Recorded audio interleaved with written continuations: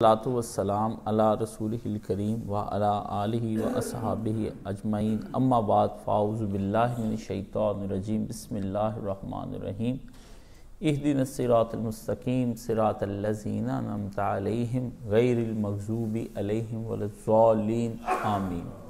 عزیزان گرامی، تسلسل یہ تھا کہ حضرت حسن علیہ السلام کے لیے میں نے کہا تھا کہ اس 2020 کے حوالے سے یہ آخری خطبہ ہوگا، پھر انشاءاللہ مزید ان پر اگلے سال گفتگو کریں گے۔ صورتحال یہ ہے کہ جناب حسن علیہ السلام کے بارے میں ابھی تک جو میں نے آپ کے سامنے گفتگو کی ہے، یہ اس طرح سے گفتگو ہے کہ نبی کریم صلی اللہ علیہ وآلہ وسلم نے دونوں شہزادوں کا ذکر ایک سا کیا ہے، دونوں سے محبت کا اظہار کیا، اور دونوں سے آپ نے کہا کہ جو ان سے پیار کرے اللہ تو ان سے پیار فرما، اور دونوں کو جنت کے جوانوں کا سردار کہا ہے، اور ایک کی قربانی عیاں ہے، ایک کی قربانی نہاں ہے۔ اس کی قربانی میدان کے اندر ہے اور آپ کی قربانی میدان چھوڑ دینے کے اندر ہے۔ امام حسین اپنے سارے قبیلے کے ساتھ وہاں پر کربلا کے اندر شہید ہوئے، اور امام حسن تاریکی کے اندر لے جا کر شہید کر دیے گئے، اور آج تک اس شہزادے کا ذکر کسی سنی شیعہ نے ویسے نہ کیا جیسا کہ کیا جانا چاہیے تھا۔ امام حسن علیہ السلام کی جو زندگی ہے وہ زندگی آپ کی اس طرح سے ہے کہ آپ نے نانا کی گود میں پرورش پائی، اور جا کر کے حضرت معاویہ رضی اللہ تعالیٰ عنہ کے دور کے اندر زہر کے ساتھ شہید کر دیے گئے، اور آپ کی شہادت کے بارے میں جو ہے وہ آپ کی ذات کو خراب کیا گیا، زیادہ سے زیادہ الزامات میں لایا گیا، پروپیگنڈا۔ امام حسین کی ذات پروپیگنڈے کا شکار نہیں ہو سکی، کیونکہ آپ کی ذات جو ہے وہ عیاں تھی ساری دنیا کے سامنے، لوگوں کو پتا تھا، کوئی بندہ الزام لگا ہی نہیں سکا امام حسین کی قربانی پر۔ اور جو دو چار بھونکتے ہیں نواسب، ان کو چھوڑ دیں، وہ کوئی نئی کام ہو رہا، یہ تو رسول خدا صلی اللہ علیہ وسلم پر بھی الزامات لگاتے رہے منافقین، تو یہ امام حسین کیا چیز ہیں۔ شورش تیرے خلاف زمانہ ہوا تو کیا، شورش تیرے خلاف زمانہ ہوا تو کیا، کچھ لوگ اس جہاں میں خدا کو نہیں مانتے۔ لوگ تو خدا کو نہیں مانتے جس نے اسے پیدا کیا ہے، تو زمانہ ہمارے خلاف یا امام حسین کے خلاف یا نبی علیہ السلام کے خلاف ہوا تو یہ کوئی دکھ کی بات نہیں ہے۔ یہ قیامت کے دن پردے جب اٹھ جائیں گے، فَكَشَفْنَا عَنْكَ غِطَاءَكَ فَبَصَرُكَ الْيَوْمَ حَدِيدٌ، اللہ اس سے کہیں گے آنکھ مل کر دیکھ لے، آ گیا نا وہی دن جس دن میں نے کہا تھا کہ یہ آ کر رہے گا، تو وہ دن آ جانا ہے، معاملے اس پہ کھل جانے، بات بحیثیت مجموعی کی جاتی ہے۔ اس لیے امام حسن علیہ السلام کے بارے میں جو گفتگو ہے وہ اسی لیے مشکل ہوگی، اور آپ کی ذات کو پروپیگیٹڈ کیا گیا، اور جو آپ کے مقابلے میں آدمی تھا نا، وہ علی کے مقابلے میں تو پنپ نہ سکا، علی کے بیٹے کے مقابلے میں تاریخ اس نے لکھوا کے اپنے نام سے تو حضرت حسن کے فضائل کو ڈبونے کی کوشش کی گئی، اور حضرت حسن باقاعدہ طور پر حکومتی پروپیگنڈے کے ذریعے سے قتل کیے گئے ہیں۔ یہ پہلے خلیفہ ہیں جو حکومتی پروپیگنڈے سے، اسلام کی تاریخ کا پہلا حکمران ہے جس کو حکومتی پروپیگنڈا نے تباہ و برباد کیا، جس طرح کے آج کل حکومتی پروپیگنڈے ہوتے ہیں۔ پہلے خلیفہ ہیں، اور پہلے خلیفہ یہ ہیں اس حوالے سے امام حسن کہ آپ واحد خلیفہ ہیں جنہوں نے خلافت کا عہدہ صرف اس لیے چھوڑ دیا کہ امت کا جسمانی قتل بھی ہونے سے بچ جائے، اور امت کا روحانی اور ذہنی قتل ہونے سے بھی بچ جائے۔ آپ نے کہا خلافت کو قربان کر دو، اپنے عہدے کو قربان کر دو، اس امت کو بچا لو کسی طریقے سے۔ امت کا نظریہ خلافت اگر بچ گیا تو سمجھو میں بھی بچ گیا، اگر امت کا خلافت کا نظریہ نہ بچا تو سمجھو نہ حسن رہے گا، نہ عمر رہے گا، نہ ابو بکر رہے گا، نہ عثمان رہے گا، نہ علی رہے گا، پھر کوئی بھی نہیں رہے گا۔ تو حسن نے اپنا عہدہ چھوڑ کر ابو بکر کو بچایا ہے، عمر کو بچایا ہے، عثمان کو بچایا، علی کو بچایا، اور اپنی ذات کو بچایا، اور نبی علیہ السلام کے دیے ہوئے سیاسی اور اجتماعی نظام کو بچایا اس نے۔ اسے کہا ٹھیک ہے، اگر آپ کھل کر سیدنا معاویہ رضی اللہ تعالیٰ عنہ کو کام کرنے کا موقع نہ دیتے تو کبھی بھی خلافت اور ملوکیت کا فرق دنیا کے سامنے نہ آتا، لوگوں کو پتہ ہی نہ چلتا کہ دین کے نام پر حکومت لے کر بھی جبر ہوتا ہے، دین کے نام پر حکومت لے کر بھی ظلم ہوتا ہے، دین کے نام پر حکومت لے کر بھی ستم کیے جاتے ہیں، اور دین کے نام پر بھی حکومت لے کر جور کی دنیا برپا کی جاتی ہے، اور دین کے نام پر بھی حکومت لے کر انصاف کا کلا کما کیا جاتا ہے، اور دین کے نام پر بھی حکومت لے کر عدل کو قتل کر دیا جاتا ہے، اور ریاست مدینہ کے نام پر کو بھی لے کر کے بدماشی پھیلائی جاتی ہے، اور ریاست مدینہ کا نام لے کر بھی کوفہ کی سیاست کر کے وہاں پر چائنا کا نظام لانے کی کوشش کی جاتی ہے، اور کبھی رشیا کا نظام لانے کی باتیں کی جاتی ہیں، اور کبھی امریکہ کے نظام لانے کی باتیں کی جاتی ہیں۔ یہ کوئی دین کا نام لے کر پہلی دفعہ نہیں ہوا ہم آپ کے ساتھ، دین کا نام لے کر کے اس وقت بھی یہی کہا گیا تھا کہ کہاں ہیں وہ قاتلین عثمان، اور کہاں ان کا قاتل جنہوں نے قتل کیا تھا وہ کہاں ہیں، کیوں نہیں آپ قاتلین عثمان کا نام لے۔ ان کے باپ کو بھی بدنام کرنے کی کوشش نہیں صرف کی گئی، بلکہ باپ کے ساتھ آ کر جنگیں کرنے کی کوشش کی گئی، اور کوششیں کر کے 86 ہزار اور سوا لاکھ مسلمانوں کو قتل کیا گیا۔ آپ کو پتہ ہے لاکھوں مسلمانوں کا قتل ہوا ہے دین کے نام پر۔ ایک حضرت عثمان کے قتل کو سامنے لانے کے لیے 2 لاکھ مسلمانوں کو قتل کر دیا گیا۔ لو، یہ پہلی دفعہ ہے کہ ایک قتل کے نام پر کئی قتل کر دیے گئے ہیں۔ آپ کبھی مانیں گے اگر حضرت عثمان رضی اللہ تعالیٰ عنہ کے قتل ہوا ہے اور وہ قاتلین عثمان کے نام پر جنگ چھڑ گئی ایک قتل کے نام پر، تو باقی جو آج تک لوگ قتل ہوئے ہیں اس کے بارے میں آپ کہتے ہیں کف لسان کر لو، چپ کر جو، بولو نا۔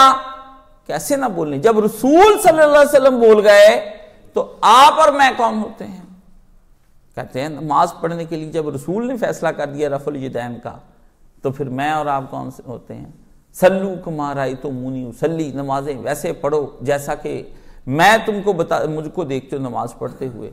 تو نبی نے جیسے فیصلہ کیا ہے، تو جو لوگ نبی کے فیصلے کو نہیں مانتے، قرآن نے کہا ہے وہ منافق ہیں، وہ لوگ فی ما شجر بینہم، قرآن کی آیات ہیں کہ اے نبی جو تیرے کیے فیصلے نہیں نہ مانتے، یہ منافق ہے اور کافر ہے اور فاسق ہے اور فاجر ہے اور ظالم ہے۔ یہ قرآن نے فیصلہ کیا ہے۔ آج نبی کے فیصلوں کو نہیں مانا جا رہا۔ تاریخ کے اندر حتمی فیصلہ رسول نے کرنا تھا، آپ کو نبی نے بتانا تھا، اور یہ نبی کا فرض تھا کہ وہ آپ کو جاتے ہوئے بعد میں آنے والے فتنوں کے بارے میں جو قیامت کے نزدیک جا کر پیدا ہونے ہیں، جو نبی کے بالکل متصل ساتھ فوراً پیش آنے تھے، وہ نہیں بتائے آپ کو۔ ٹھیک ہے، یہ نبی نے فیصلہ کیا ہے۔ اگر آپ ان فیصلوں کو نہیں مانیں گے، آپ کے کافر ہونے کا ڈر ہے۔ فیصلۃ المصطفیٰ فی حروب المرتضی والمجتبی، نبی کا فیصلہ، مصطفیٰ صلی اللہ علیہ وسلم کا فیصلہ علی مرتضی اور حسن مجتبی کی جنگوں کے اندر نبی نے فیصلہ کیا ہے، میں نے اور آپ کا فیصلہ نہیں ہے، آپ کا اور میرا فیصلہ نہیں ہے۔ اس لیے فیصلہ رسول کا مانا جائے گا۔ اگر نماز، روزہ، حج، زکوٰۃ کے بارے میں فیصلے نبی کے ماننے ہیں تو فیصلے ادھر بھی نبی علیہ السلام کا ماننا پڑے گا۔ نبی علیہ السلام نے فیصلہ کیا ہے کہ علی تمام جنگوں پر حق پر تھا، اور دوسرے بلا شبہ اپنی جگہ پر مسلمان رہیں گے، لیکن وہ حق پر نہیں ہوں گے، باطل پر ہوں گے۔ آپ مجھے یہ بتائیں، فیصلہ تو 2 آدمیوں کا کسی جائیداد کے بارے میں بن جائے، اور وہ دنیاوی جائیداد ہو یا سونا چاندی پر بن جائے، ایک کا ہو اور ایک کا نہ ہو، تو آپ کہہ سکتے ہیں کہ یہ فیصلہ حق اس کے حق میں ہوگا، یہ اس کے حق میں نہیں ہے۔ کہتے نہیں جی یہ بھی حق ہے اور وہ بھی حق ہے، اس طرح 2 حق نہیں ہوا کرتے، حق ہمیشہ ایک ہوا کرتا ہے، حق ایک ہوا کرتا ہے، سمجھ گئے؟ یہ 2 حق نہیں ہے۔ باقی اس کی بات ٹھیک ہے کہ ایک فریق ٹھیک ہے، ایک فریق ٹھیک نہیں ہے۔ جب آپ یہ کہتے ہیں کہ ہم ان مسئلے میں بول نہیں سکتے، بات نہیں کر سکتے، کیسے نہیں کر سکتے آپ بول نہیں سکتے، یہ بات آپ نے بناوٹی بنائی ہے، خود بنائی ہے۔ اگر کسی بڑے امام نے بنائی ہے تو غلط بنائی ہے۔ کیوں؟ اس کی وجہ یہ ہے کہ جب امام ابو حنیفہ رحمۃ اللہ علیہ انہی اہل حدیثوں کو کوئی مسئلہ بتاتے تو کہتے ہیں یہ امام کا فیصلہ ہے، ہم نے نہیں ماننا، ہم نے رسول پاک صلی اللہ علیہ وسلم کا فیصلہ ماننا ہے۔ سارے امام کہتے ہیں کہ طلاق ہو جاتی، 3 طلاقیں دے دو، طلاق ہو جاتی۔ حضرت عمر کہہ رہے ہیں کہ 3 طلاقیں ایک وقت میں جو ایک مجلس میں دے گا 3 طلاقیں تو وہ ہو جاتی، لیکن اہل حدیث اکیلے شور مچا رہے ہیں کہ نہیں جی 3 طلاقیں نہیں ہوتی، کیونکہ نبی علیہ السلام کی ایک حدیث ہمارے پاس ہے، اور اس پہ جنگیں ہوئی اور کیا کچھ نہیں کرتے۔ بات یہ ہے کہ نبی علیہ السلام کا فیصلہ ماننا پڑے گا امت کو، اور وہ امت اگر فیصلہ نہیں مانتی ہے تو امت کا اپنا قصور ہے، امت کو قیامت کے دن جواب دینا پڑے گا۔ اور یہ سارے جتنے بھی ہیں، یا نور پوری ہے جی، حافظ زبیر ہے جی، فلانا ہے، اور چھوڑیں ان لوگوں کو، کون ہیں یہ لوگ؟ Who the hell are you؟ کون ہے آپ سب؟ کون آپ اپنے آپ کے یہاں سے عالم بنے پھرتے ہیں؟ بنے رہے آپ عالم، ہمیں آپ سے کیا، عالم تو آپ جیسے لاکھوں لوگ بنے پھرتے ہیں۔ بات تو یہ ہے کہ ہم سادہ سے لوگوں کو یہ اتنا پتا ہے کہ محمد عربی صلی اللہ علیہ وسلم جو دے جائیں وہ لے لو، جس سے منع کر دیں اسے منع ہو جاؤ، بس۔ وَمَا آتَاكُمُ الرَّسُولُ فَخُذُوهُ وَمَا نَهَاكُمْ عَنْهُ فَانْتَهُوا، جو نبی نے دیا اس کو لے لو، یہ قرآن کی آیت ہے۔ جس کو نبی نے روک دیا بس رک جاؤ، بس۔ مسئلہ کیا ہے آپ کا؟ یہ آپ کے پرابلم ہے کہ کس کو ہم برا کہیں، کس کو جو برا کہیں گے لوگ، پھر اس طرح ہوگا، پھر دروازہ کھل جائے گا، پھر بند ہو جائے گا دروازہ۔ یہ آپ کے مسائل ہیں، ہمارے نہیں ہیں۔ بحمداللہ ہمارے لسنر اور ہمارے سننے والے کبھی بھی سیدنا معاویہ رضی اللہ تعالیٰ عنہ کو گالی دیتے ہوئے نہیں پائے جائیں گے، کبھی ان پر سب و شتم اور لان تان کرتے ہوئے نہیں پائے جائیں گے، کبھی بھی، آج تک نہیں، کبھی بھی۔ ہمارے لوگ آگے جاتے ہی نہیں ہیں، کیوں؟ ہم نے تربیت کی ہے۔ آپ کے لوگ خراب ہیں کہ آپ ان کی تربیت نہیں کر پاتے ہیں۔ آپ 10% بولتے ہیں، وہ 20 بولتے ہیں۔ کیسے بولتے ہیں؟ عالم کے سامنے جرت کسی آدمی کی کہ وہ اس کے سامنے 10% دین بتایا اور وہ 11% بنا کر آپ کے سامنے پیش کر جائے، ایسا کچھ نہیں ہو سکتا۔ یہ عالم کا کنٹرول ہونا چاہیے، اپنے سننے والوں پر، اپنے لسنرز پہ انفلوئنس ہونا چاہیے، اتنا افیکٹو ہو کہ ان کی تربیت میں رکھے کہ نہیں بیٹا یہ 5% کی بات ہے، ہم 5% رکھیں گے، ہم 5.25% بھی نہیں کریں گے، 4.5% بھی اس کو نہیں کریں گے، پورا تلا ہوگا اور پورا انصاف ہوگا اور پورا وزن کیا جائے گا، اس سے گرام نہ بڑھ کم نہ زیادہ کچھ نہیں کیا جائے گا۔ یہ آپ لوگ غیر مؤثر ہیں اور آپ کی تربیت پر ہمیں شک ہے اور آپ کے علم پر شک ہے۔ بحمداللہ ہمارے ہاں کوئی توہین صحابہ کرنے والا نہیں، کوئی صحابہ کی بے عزتی کرنے والا نہیں، کوئی صحابہ کو ان کے مقام سے گرانے والا نہیں، کوئی ان کے منصب سے ہٹانے والا نہیں۔ جو منصب خدا اور رسول نے دے دیے وہ ہم چھین نہیں سکتے، اور جہاں خدا اور رسول نے ان کے بارے میں کچھ کہہ دیا ہے تو ہم اس سے پیچھے ہٹ بھی نہیں سکتے۔ یہ بھی بات ہے، بات یہ سمجھنے کی ہے۔ حضرت حسن دنیا کے اندر وہ واحد حکمران ہیں جنہوں نے خود خلافت کا عہدہ چھوڑا حالات کو اپنے سامنے مد نظر رکھ کر۔ غامدی صاحب کو یہ مغالطہ لگ گیا اور سب کو یہ مغالطہ ہے کہ اسلام خلافت کا نظام جب دیتا ہے تو اس کے اندر وہ یہ نہیں بتاتا کہ خلیفہ کو کیسے معزول کیا جانا چاہیے اور خلیفہ کو کیا کرنا چاہیے اگر حالات بگڑ جائیں۔ حضرت عثمان کے دور میں اگر حالات بگڑ گئے تھے اور لوگ ان کی مخالفت میں تھے، اگر وہ اس طرح حضرت حسن کی طرح اتر جاتے تو کوئی بڑی بات نہیں تھی۔ حضرت حسن نے یہ بھی کر کے دکھا دیا، اور علی نے کہا بگڑے حالات میں اگر کوئی آدمی آگے بڑھ کر اپنے اندر صلاحیت پائے، حکومت لے لے، تو اس کو حکومت لے لینی چاہیے، عوام اس کو دے دینا حکومت تو اس کو لے لینی چاہیے، کیونکہ رسول اللہ نے فرمایا کہ پھر ہوتا کیا ہے، اللہ اس کی ضرور مدد کرتا ہے۔ اور حضرت علی نے نظام کو بچانے کی بھرپور کوشش کی ہے، لیکن جب حضرت معاویہ رضی اللہ تعالیٰ عنہ نے نظام کو خراب کرنے کی کوشش کی حضرت عثمان رضی اللہ تعالیٰ عنہ کے قتل کی بنا پر، تو حضرت حسن نے کہا ٹھیک ہے آپ حکومت لے لیں، میں پیچھے ہٹ جاتا ہوں، آپ پکڑ لیں اور پکڑ کے بتا دیں لوگوں کو قاتلین عثمان کون ہے۔ جناب حسن رضی اللہ تعالیٰ عنہ نے خلافت کا جو عہدہ چھوڑا ہے، یہ انہوں نے خود ہی ایک فاصلہ، انہوں نے کہا پتہ لگ جائے گا، کیوں؟ صلح حسن سے پھر یہ ہوا ہے کہ وہ 5 سال کا دور بھی قتل و غارت کا جو تھا حضرت علی کے دور سے شروع ہوا تھا تو عثمان رضی اللہ تعالیٰ عنہ کے دور سے، حضرت علی نے قتل و غارت کا دور شروع نہیں کیا، یہ دور خود حضرت عثمان رضی اللہ تعالیٰ عنہ کے دور سے ان کی زندگی میں ہی شروع ہو گیا تھا۔ لوگ ان کی زندگی میں ان سے محاصرہ کر لیا تھا، لوگوں نے حضرت عثمان سے مصلی بھی چھین لیا تھا، مسجد نبوی کا نماز ہی پڑھانے دیتے تھے حضرت عثمان کو، مسجد میں جمعے کا خطبہ بھی نہیں دینے دیتے تھے، بلکہ حضرت عثمان رضی اللہ تعالیٰ عنہ نے جمعے کا خطبہ دینے کی کوشش کی، ایک انصاری صحابی آگے بڑھا اور وہ جو اس کے ہاتھ میں لاٹھی تھی نا جو پکڑ کے جمعہ پڑھاتے اس کو اپنی گھٹنے پہ رکھ کے توڑ کے پھینک دیا، اس نے کہا نہیں سننا تیرا جمعہ، اتنا شور مچا ہوا ہے، تو حق میں وقت ہے جواب دے کہ کس طرح سے لوگ اتنا پریشان ہو سکتے، بے انصافیاں تیرے گورنر کر رہے ہیں، جواب دے۔ انہوں نے حضرت عثمان نے خود آپ کو اپنے گھر کے اندر محصور کر کے بند کر لیا تھا، خود کیا انہوں نے، ٹھیک ہے؟ تو اس وقت یہ صحابہ کرام بچانے کے لیے کیوں نہیں آئے جب حضرت عثمان 40 دن تک اپنے گھر میں ان کی مدد مانگتے رہے اور ان لوگوں نے کوئی مدد نہیں کی؟ بعد میں حضرت عثمان کے قاتلوں کو پکڑنے کے لیے ساری بیبیاں سارے بندے اکٹھے ہو گئے، حضرت عثمان کو بچایا کیوں نہیں؟ اس سوال کا جواب آج تک کبھی کسی نے نہیں دیا، اور کیا بھی مدینے کے اندر قتل ہے، دارالخلافہ میں جا کے کیا ہے، ٹھیک ہے؟ اور 40 دن تک یہ سارا کام ہوتا رہا، یہ کیوں نہیں ہوا اس زمانے میں؟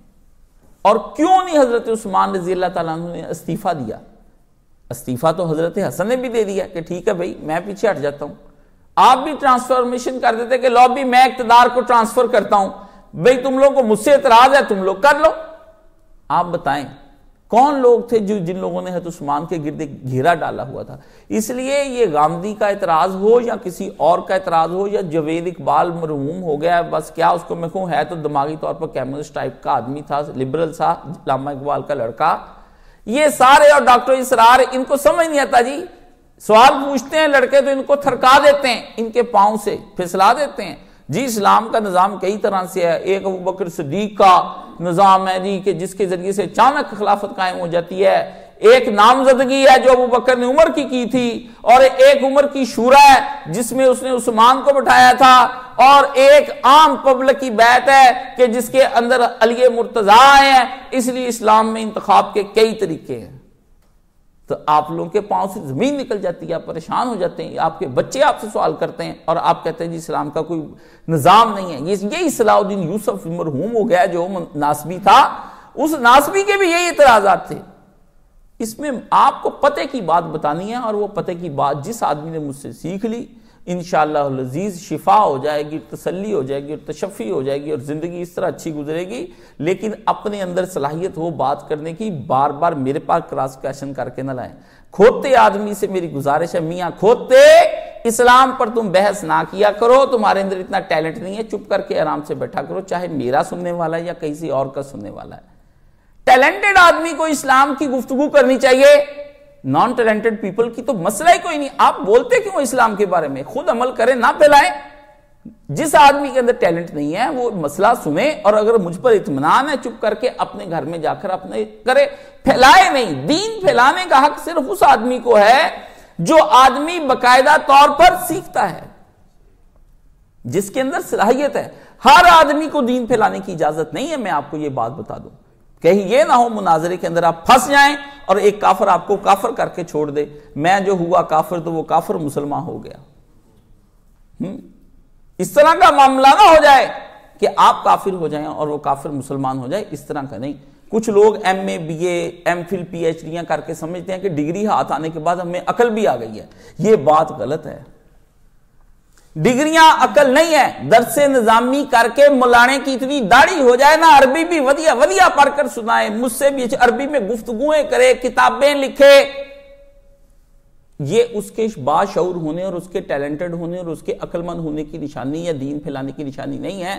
ابو جہل کو سارا عربی آتی تھی اور سارا کچھ آتا تھا، پر ایمان نہیں لے کر آیا. اس کو قرآن نہیں سمجھ آتا تھا. جتنا ابو جہل کو قرآن سمجھ آیا شاید آپ کو بھی نہ آیا ہو. ابو جہل قرآن مجید کی روح تک اتر گیا تھا کہ قرآن مجید کہتا کیا ہے. وہ کہتا قرآن مجید ڈائریکٹ ہماری خواہشات نفس کے اوپر ضرب لگاتا ہے. میں اپنی خواہش نفس کا غلام ہوں، میں کس طرح سے قرآن کو برداشت کر لوں. قرآن اس کو زیادہ سمجھ آیا. جتنے کافر رسول اللہ کے سامنے ہیں ان کو قرآن سمجھ آ گیا بھی کہتا کیا ہے. چودھری میں تیری ساری بات سمجھتا، تو کہتا کیا ہے. گہرائی میں وہ اترتا ہے، سادے آدمی نے کیا اترنا ہے.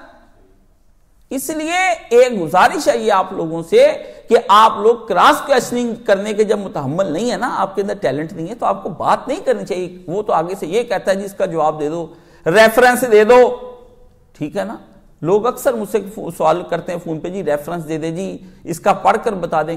بھئی تمہارے اندر اتنا ٹیلنٹ ہوتا تو تم یہاں نہ بیٹھے ہوتے. ریفرنس والی حالت تمہاری ہوتی زمین پر بیٹھے ہوتے. ریفرنس والی حالت نہیں ہے آپ کی. اس کے لیے دل و جان پیش کرنا پڑتا ہے، وقت لگانا پڑتا ہے، محنت کرنی پڑتی مرشد کے پاس. آپ کے پاس تو وقت نہیں، ایک آیت کا ترجمہ اور قرآن سننے کا وقت نہیں ہے. جمعہ تھوڑا لیٹ ہو جائے آپ کی روحیں بے چین ہو جاتی، پہلو بدل بدل کے عالم کو دکھانا شروع کر دیتے، کبھی اس طرح ہل کے کبھی اس طرح ہل کے، بھی باندھ کر ہوں. یہ آپ کی وہ نفسیاتی امراض ہیں. آپ نے دین کو وقت نہیں دیا. جنہوں نے دیا ان کے سامنے لے کر آئیں. جس نے ایم بی بی ایس کیا 6-7 سال لگا کے وہی مرض بتائے گا. مجھے تھوڑے سے حفظان صحت کے اصول آ گئے تو اس کا مطلب یہ نہیں کہ میں ڈاکٹر بن گیا ہوں. مجھے پتا ہے 302 کا جو مقدمہ چلتا ہے اس کے بعد بندے کے اوپر اگر ثابت ہو جائے تو وہ بندہ پھانسی لگ جاتا ہے. لیکن یہ 302 271 751 دفعہ 41 جس کو پتہ لگ جائے کیا وہ وکیل بن جاتا ہے؟ نہیں. ٹیلنٹڈ آدمی چاہیے گفتگو کرنے کے لیے، جس سے باقاعدہ پورا علم ایک محنت کر کے پڑھا ہوا۔ اسی طرح مدارس کے اندر پڑھنے کے بعد بھی اتنے ٹیلنٹڈ لوگ نہیں ہوتے۔ میں آپ کو بات بتا دوں، یہ آپ کو بڑے بڑے نظر آئیں گے، یہ دین ایک فہم ہے، ایک شعور حیات ہے۔ یہ اللہ گدھے کے گلے میں لال نہیں ڈالتا، اللہ تعالیٰ بندے کو دیکھ کر چنتا ہے کون گفتگو۔ ڈاکٹر ذاکر نائک اگر گفتگو کر رہا ہے تو کوئی وجہ ہے نا، اللہ تعالیٰ نے وہ محنت بھی کی ہے، اس نے وہ ان کی محنت کرنے کا انداز کبھی آپ نے سنا ہو تو وہ بیٹھتے ہیں، کہتے ہیں ہم راؤنڈ میں بیٹھتے ہیں۔ ڈاکٹر ذاکر نائک ایسے ہی نہیں بتا دیتا اس نے ایک دفعہ پڑھی آیت اور اس کو یاد ہو گئی، اس طرح نہیں، اسے اپنا پورا پروسیجر بتایا کہ پہلے میں ایک مسئلہ لیتا ہوں، اس پہ ہم اعتراضات کرتے ہیں، پھر 20-25 لڑکوں کا ہمارا گروپ ہے، راؤنڈ ٹیبل میں بیٹھ جاتے ہیں، وہ سارے غیر مسلم بن کے مجھ پہ حملہ کرتے ہیں، پھر بار بار repetition, cross question, cross question, cross question, اخیر جب میں اپنے موضوع کو سمیٹ لیتا ہوں، پھر میں وہ آیت نمبر یاد کر لیتا ہوں کہ آیت نمبر 256 سورہ نساء فلانی جگہ پر یہ لکھا ہوا ہے، میں حوالہ بھی ان کے کہنے پہ رٹ کے حافظے میں پھر سناتا ہوں، کیونکہ کفار کے سامنے کھڑا ہونا ہے۔ دنگل کے لیے پہلے سے پہلوان کو اپنے بدن کو کسرتی بنانا پڑتا ہے، کھاتا پیتا ہے، استاد جی سے داؤ سیکھتا ہے۔ اس لیے یہ وہ لڑکے جو دین میں خلافت کا کام کرنا چاہتے ہیں اور ان کو مولانا اسحاق بننے کا شوق ہے یا ڈاکٹر ذاکر نائک بننے کا شوق ہے، تو تن من دھن کو پھونک دو اپنا دین کے لیے، پھر تمہارے ہاتھ میں دین آئے گا۔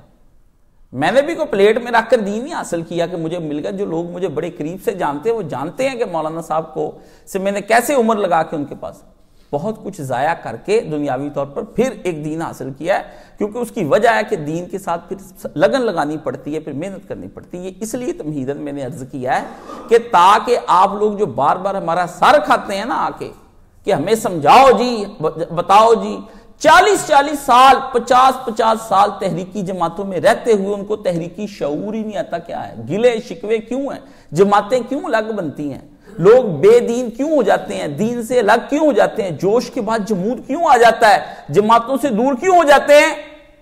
وہ تربیت نہیں حاصل کرتے اپنے مرشد کے پاس بیٹھ کر، اور اب مرشد بھی ایسے آ گئے ہیں کہ ان کو تربیت کرنی نہیں آتی، بے پیرے نے بے پیری کرنی ہے۔ تحریکوں کے اندر بھی یہی صورتحال ہے، آپ کو رندہ لگانا پڑتا ہے۔ آپ کو پتا ہے جب لکڑی کو رندہ لگتا ہے تو لکڑی کو کتنی اذیت ہوتی ہے، اس کو چھیلا جاتا ہے، لکڑی سے پوچھا جائے تو لکڑی جو ہے بیچاری پریشان ہو جاتی ہے، آپ کو پتا ہے کتنی محنت کرنی پڑتی ہے، لیکن وہی لکڑی کو ہزاروں طریقوں سے کرتے کرتے کرتے جب خوبصورت قسم کا اس کا فرنیچر بناتے ہیں، چنیوٹی قسم کا اس کے اندر کڑھائی ہوئی ہوتی ہے، پھر اس کا حسن نکلتا ہے۔ لیکن اس سے پہلے اگر آپ کو بتایا جائے نا یہ وہی چنیوٹی فرنیچر ہے جو تھوڑی دیر پہلے ایک درخت کی شکل میں سامنے نظر آتا، جو بے ڈنگا سا تھا، اس پہ اتنی موٹی چھال چڑی ہوئی تھی، چھلنا پڑتا ہے، کٹائیاں کرنی پڑتی ہیں اس کی، تب جا کر ایک حسن پیدا کرتی ہے، تب وہ جا کر کسی نگاہ کے اندر وہ کوئی اہمیت، وہ کسی کی مسحری بنتی ہے، تب جا کر وہ مسحری قابل ہوتی ہے، اس پہ کوئی دولہا بیٹھے یا دلہن بیٹھے، تب جا کر وہ کسی کے کمرے کی زیب و زینت بنتی ہے۔ اس لیے یہ جو کراس کویسچن کرتے ہیں ان کو چاہیے یہ سمجھ لیں کہ آپ کو حق ہی حاصل نہیں ہے دین کو آگے پھیلانے کا، آپ اپنے حد تک رکھیں، آ کر کے یا محنت کر کے سیکھیں بیٹھ کر، ایک دن میں یہ نہیں آنا، یہ عشق نہیں آسان، بس اتنا سمجھ لیجئے ایک آگ کا ہے دریا اور ڈوب کے جانا ہے، آگ کے دریا میں اترنا پڑتا ہے دین سیکھنے کے لیے، ہڈیاں جلانی پڑتی ہیں، راتوں کو جاگنا پڑتا ہے، پھر کاروبار تباہ ہو جاتا ہے، محبوبہ روٹھ کر چلی جاتی ہے، بیوی بچے حقوق مانگتے رہ جاتے ہیں، اپنی جان گل گلا جاتی ہے، کئی امراض پیدا ہو جاتے ہیں ایک جگہ پر بیٹھے بیٹھے، اور سوچنے کے امراض بھی ہوتے ہیں، تھائیرائیڈ، شوگریں، یہ کیا ہیں؟ یہ سوچنے کے امراض ہیں، سوچ کے پھر آپ اپنی جانیں گلا دیتے ہیں، تہجدیں خدا سے آہیں، تب جا کر دین ہاتھ میں آتا ہے، اس طرح آتا ہے، ایک دم سے دین نہیں آتا۔ آپ ان چھوٹے چھوٹے سکالروں نے جنہوں نے 4 کتابیں پوری نہیں پڑھی ہوئی ہوتی، وہ ٹی وی پر آ جاتے ہیں اور آ کے دین اسلام کا تحفظ کرنے لگ جاتے ہیں، اور آپ ان کے اوپر نقد کرنے لگ، ایک وہ جاہل ہے کہ آپ جاہل۔ لا علمی بری بات نہیں ہے، لیکن جہالت کو علم سمجھ لینا یہ بری بات ہے۔ کوئی جو سمجھ آیا میرا جملہ آپ کو؟ لا علم ہونا بری بات نہیں ہے، بندے کے پاس کم علم ہوتا ہے کوئی بات نہیں، لیکن جہالت کو علم سمجھ لینا یہ تو اس سے بھی بری بات ہے۔ آپ خود جاہل ہیں، اور آپ اپنے آپ کو عالم سمجھتے ہیں، یہ سب سے بری بات ہے۔ اس کو جہل مرکب کہتے ہیں، ڈبل جہالت، کہ ایک تو پتہ نہیں کہ میں عالم ہوں، اور یہ بھی نہیں پتا، ایک علم کا نہیں پتا اور ایک یہ بھی نہیں پتا کہ میں عالم نہیں ہوں۔ اپنے آپ کو عالم تصور کرنا شروع کر دیتے جبکہ آپ جاہل ہیں۔ یہ نہیں ہے۔ تو اس لیے میری ان نوجوانوں سے گزارش ہے کہ جتنی خلافت کا نظام چلا ہے پہلے 5 خلیفوں تک، جناب حسن علیہ السلام تک، ابو بکر، عمر، عثمان، علی، اس میں رضائے عامہ حاصل تھی ان 5 کو۔ کیا حاصل تھی؟ رضائے عامہ کا لفظ یاد رکھ لے۔ وہ رضائے عامہ کسی طریقے سے بھی حاصل ہو جائے، یعنی لوگوں کی اکثریت اجماع کر جائے، لوگوں کی اکثریت اکٹھا ہو کے چن لے، 90% لوگ اس کو مان لیں، 10% اگر نہیں بھی مانتے اس کو حکمران، تو ان 10% کا طریقہ کار کیا ہے؟ وہ 10% ان 90% کو اپنا ہم خیال بنائیں اور اپنا خلیفہ لے آئیں، لیکن 90% پر مسلط نہیں ہو سکتے۔ اور یہ ڈیموکریسی کے اندر بھی اس طرح کا انہوں نے بنایا ہوا ہے، لیکن ڈیموکریسی کے اصول و ضوابط اور ہیں۔ خلافت کے نظام کے اندر مخالفت اگر ہوتی ہے، علی نے مخالفت کی، سعد بن عبادہ نے مخالفت کی، بنو ہاشم نے حضرت ابوبکر صدیق کی مخالفت کی، لیکن وہ تھوڑے لوگ تھے۔ اگر وہ زیادہ لوگ تھے، اگر وہ لوگ چاہتے تھے کہ علی خلیفہ بنے، تو علی کو چاہیے تھا باقی لوگوں کا اپنا ہم خیال بنایا، اور علی نے 6 مہینے لگا کر ہم خیال بنانے کی کوشش کی، لوگ بنے نہیں۔ تکلیف تو ہوگی میرے اس جملے سے شیعہ بھائیوں کو بھی اور اوروں کو بھی۔ علی مرتضیٰ نے حضرت ابوبکر صدیق کی 6 مہینے بیعت نہیں کی، تو لوگوں نے بھی نہیں حضرت علی کی کوئی ایسی بات نہیں، اور علی نے اس پہ کوئی اعتراض نہیں کیا۔ ٹھیک ہے، ابوبکر صدیق نے بھی کہا کہ میری وہاں پر جہاں پر مجمع لگا تھا، وہاں پر بنو ثقیفہ کے اندر، یہ اکثر شیعہ حضرات کہتے ہیں جی کسے خوش خبریں، کسے خوش گفتہ ای لطیفان کہ حسین قتل کردن در ثقیفہ، کہ جی حضرت کسی نے یہ نقطہ نکالا ہے کہ حسین تو دراصل جس دن ابوبکر خلیفہ چنا گیا تھا اسی دن شہید کر دیے گئے تھے۔ یہ لکھے ہوئے ہیں، یہ لکھے ہوئے ہیں، ان کے بنائے ہوئے ہیں انہوں نے۔ حضرت ابوبکر صدیق نہیں جی اسی دن پہلے دن ہی اینٹ رکھ دی گئی تھی کربلا کی۔ مولوی محمد حسین ڈکو اپنی کتاب کے اندر قتل حسین جو ہے سعادات الدارین کے اندر یہیں سے بات شروع کرتے ہیں۔ بوڑھے ہو گئے، اللہ نے انہیں چلو صحت کاملہ عاجلہ عطا فرمائے، ہمارے اچھے بزرگوں میں سے میری ان سے دوستی بھی، لیکن ان کا ایک شیعہ نظریہ ہے، جیسے وہ روایات کے ذریعے سے گمراہ ہی ہے نا اس حوالے سے، ویسے متقی پرہیزگار نیک آدمی ہیں، توحید کو مانتے، شیعہ والی جو شرک عمومی نظر آتا ہے یہ ان میں نہیں ہے، لیکن اختلاف تو ہے۔ یہ بات سمجھنے کی کوشش کرنی ہے کہ رضائے عامہ کا لفظ یاد ہے کہ ان کو رضائے عامہ حاصل تھی۔ رضائے عامہ پھر کس کو حاصل ہوئی؟ پھر وہی رضائے عامہ حضرت ابوبکر صدیق گئے اور مرنے سے پہلے ان سب لوگوں سے پوچھا بھی بھائی یہ جو ہے تمہارے بعد اگر خلیفہ عمر کو بنا دیا جائے تو کسی کو کوئی اعتراض ہے؟ کسی نے کوئی اعتراض نہیں کیا، علی نے بھی نہیں کیا۔ ابو بکر کا تو اعتراض تھا علی کو، ٹھیک ہے وہ تو بخاری میں ہے، لیکن عمر کی دفعہ اب کیوں نہیں اعتراض کیا؟ اور وہی پھر جو 6 بندے بعد میں حضرت عمر نے کمیٹی بنائی ہے، وہ کمیٹی بھی امت کے بڑے 6 افراد تھے، جیسے مولوی فضل الرحمان، اس کے پیچھے ایک لوگ ہیں، نواز شریف کے پیچھے لوگ ہیں، بلاول بھٹو کے پیچھے لوگ ہیں، عمران خان کے پیچھے لوگ ہیں، ٹھیک ہے، ایک فوج کا طبقہ بھی حامی ہے، ٹھیک ہے۔ تو یہ جب گفتگو کی جائے گی، بلایا جائے گا، تو کیا ساری دنیا کو بلایا جائے گا؟ نہیں، ان 6 بندوں کو ہی بلایا جائے گا نا۔ تو کہنا جی وہ 6 بندے تھے جی ان کو حکومت دے گئے، شیعہ شر البریہ ہٹ جاؤ، خیر البریہ اپنے آپ کو کہلاتے ہو، کوئی عقل کام لو، نہیں تمہارے مولوی تمہیں سمجھاتے، ہمارے پاس سمجھنے کے لیے آؤ، ہم تمہیں سمجھائیں گے، ہم تمہیں بتائیں گے، خلافت کا مقدمہ جو ہے وہ ہم سے سیکھنے کی کوشش کرو۔ ایسے نہیں ہوتا، آپ لوگ ایک دوسرے کو خلافت اور امامت کے مسئلے کے اندر الجھا کر کے کافر کافر کہتے پھرتے ہیں، وہ کہتے ہیں کافر کافر، شیعہ کافر، اور آپ کو قتل کرتے پھرتے ہیں، اور آپ کہتے ہیں کہ ہم مومن ہیں، یہ مسلمان ہیں، یہ اہل کتاب کی طرح سے ہے، نجات کا دار و مدار مسئلہ امامت پر ہے، اس لیے جو علی کو نہیں مانے گا وہ ہمارے نزدیک ایسا اور ویسا اور یہ اور وہ، اور توریہ اور تاریز اور تان اور طنز سے باز نہیں آتے، جس کے نتیجے میں امت کے اندر فساد پھیلتا ہے۔ ہم تم کے ان لوگوں کا بتایا ہوا خلافت کا سسٹم جو یہ موجودہ مروجہ اہل سنت ہیں، نہ میں ان کو مانتا ہوں نہ تمہارے اس مسئلہ امامت کو مانتا ہوں، میں دونوں سے بری ہوں۔ نہ ہم نے صحاب کو چھوڑنا ہے دلائل کی بنیاد پر، یہ نہیں کہ یہ کوئی جذباتی بیان ہے کہ میں صحاب کو نہیں چھوڑنا، یہ نہیں، دلائل کی بنیاد پر نہیں ہم چھوڑ سکتے، ہمارے پاس دلائل ہیں۔ اور نہ ہم ائمہ اہل بیت کو چھوڑ سکتے ہیں کیونکہ ہمارے پاس دلائل ہیں۔ ہم تم سے الگ ہو کر کے گفتگو کرتے ہیں، اسلامی نظام حکومت کی بات کرتے ہیں۔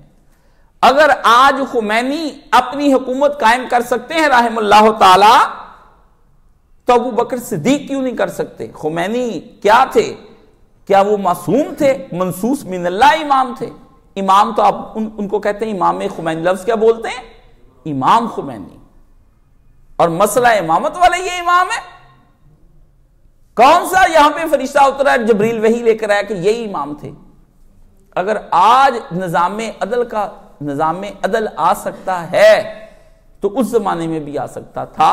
تمہاری اس حکومت نے یہ مسئلے کی کلئی کھول دی ہے کہ مسئلہ امامت جو تم لوگوں نے بنایا نا کہ امام اللہ ہی بنا کر بھیجتا ہے، نہیں، یہ تو تم نے آج اپنا امام بنا لیا ہے۔ اللہ نہیں بنا کر بھیجتا، اللہ رسول بنا کر بھیجتا، نبی بنا کر بھیجتا ہے۔ اور قرآن کی آیات کا جو تم کہتے ہو کہ ہم نے اس کو امام بنایا، وہ ہم سے سمجھنا کسی دن آ کر کے کہ وہاں امام کے معنی کیا ہیں، اور یہ تم بھی جانتے ہو۔ اور کلمات القرآن یہاں میرے پاس شیعہ عالم کی لکھی ہوئی ہے جس میں ہر لفظ قرآن مجید کی وضاحت اس نے کی ہے کہ یہ لفظ کے معنی دراصل کیا اور کہاں کہاں کتنے کتنے معنوں میں آئے۔ وہاں لفظ امام چیک کر لینا کہ امام کا لفظ کتنے معنوں کے اندر آیا، ہم تمہیں بتا دیں گے وہ بھی۔ مسئلہ سیکھنے کی آپ کوشش کریں۔ اہل سنت کو اپنی جگہ پر مضبوط دلائل کے ساتھ کھڑے ہونا چاہیے، تاکہ آپ اپنے آپ کو کیوں کافر کہلوا کر مرے، سمجھ گئے؟ اس لیے رضائے عامہ حاصل تھی 6 بندوں کو، اور اس میں زیادہ جو بندے تھے ان 6 نے متفقہ فیصلے تھے، حضرت عثمان کو سلیکٹ کر لیا۔ اعتراض پھر علی نے نہیں کیا، صرف ابو بکر پہ کیا شروع میں، اور وہ بھی مان گئے، علی نے پھر نہیں کیا۔ اور جب وہ 6 کے بعد حضرت علی آئے ہیں، سب اس پہ بھی سارے اکٹھے ہو گئے۔ وہ جنہوں نے جنگیں لڑی ہیں حضرت طلحہ اور زبیر، انہوں نے پہلے علی کے ہاتھ پر بیعت کی ہے، اس کے بعد جا کر بیعت توڑی ہے، بیعت کر کے گئے ہیں۔ عشرہ مبشرہ میں سے یہ لوگ بیعت کر کے گئے علی مرتضیٰ پر، اور لوگوں کو طلحہ اور زبیر لوگوں کو اکٹھا کر کے لے کے آئے ہیں۔ یہ جھوٹ بولتا ہے طاہر الہاشمی پچھلے دنوں مر گیا ہے، اس قدر جھوٹا آدمی تھا اس نے۔ اب جتنی ناصبیوں کا امام دوسرا وہ تھا دیوبندیوں کی طرف سے، صلاح الدین یوسف ادھر سے تھا، طاہر الہاشمی نام کا پروفیسر جو ہے حویلیاں کا، یہ وہاں کا ان کا امام تھا۔ کتاب پہ کتاب اس نے بھی بڑی چڑھائی ہے، حضرت علی کے خلاف جو کچھ اس نے بکایا آپ تصور نہیں کر سکتے۔ اور نام کے ساتھ کیا لگاتا ہے؟ ہاشمی، کیونکہ حسنی حسینی سید نہیں نا، ہاشمی لکھتا ہے۔ تو بنو ہاشم میں تو بڑے لوگ ہیں جنہوں نے حضور پاک کو نہیں مانا۔ جب ہاشمی پیچھے کو چلا جائے نا تو سمجھ لیں کام خراب ہے، یہ حسنی حسینی نہیں ہے، اور ہاشمیوں کو یہ زیادہ کام خراب کیا ہوا ہے۔ ہاں جی، حضرت علی پہ اعتراض کیا، اور حضرت علی کو یہ ان سب لوگوں نے چنا ہے، اور حضرت علی کے بعد سب لوگوں نے حضرت حسن کو چنا ہے، ٹھیک ہے نا؟ یہ بعد میں حضرت معاویہ کو کسی نے بھی نہیں چنا، صرف حضرت حسن نے ان کو اقتدار ایک محدود وقت کے لیے دیا کہ آپ قاتلین عثمان پکڑ کے دکھا دیں، ہم پیچھے بیٹھتے ہیں، جب آپ پکڑ لیں گے پھر بعد میں ہم آ جائیں گے۔ اور اس پر معاہدہ ہوا کہ نظام تم چلاؤ گے ابو بکر عمر عثمان ابو بکر اور کی طرح، اور حکومت بعد میں ہمیں دے کر جاؤ گے۔ تو پھر اس کے دوران کیا کیا گیا؟ حضرت حسن کو زہر دے دیا گیا۔ یہ 2 باپ بیٹا ہوئے ہیں اور ادھر 2 بھائی ہوئے ہیں۔ جیسے حضرت موسیٰ اور ہارون 2 بھائی تھے ایک وقت میں، ایسے ہی 2 بھائی تاریخ کے اندر حسن اور حسین ہوئے ہیں۔ 2 بھائی ایک وقت میں اپوائنٹڈ کیے گئے ہیں، یہ بھی 2 بھائی ایک وقت میں امت کے اندر اپوائنٹڈ ہوئے ہیں اپنے نانا کی جانب سے۔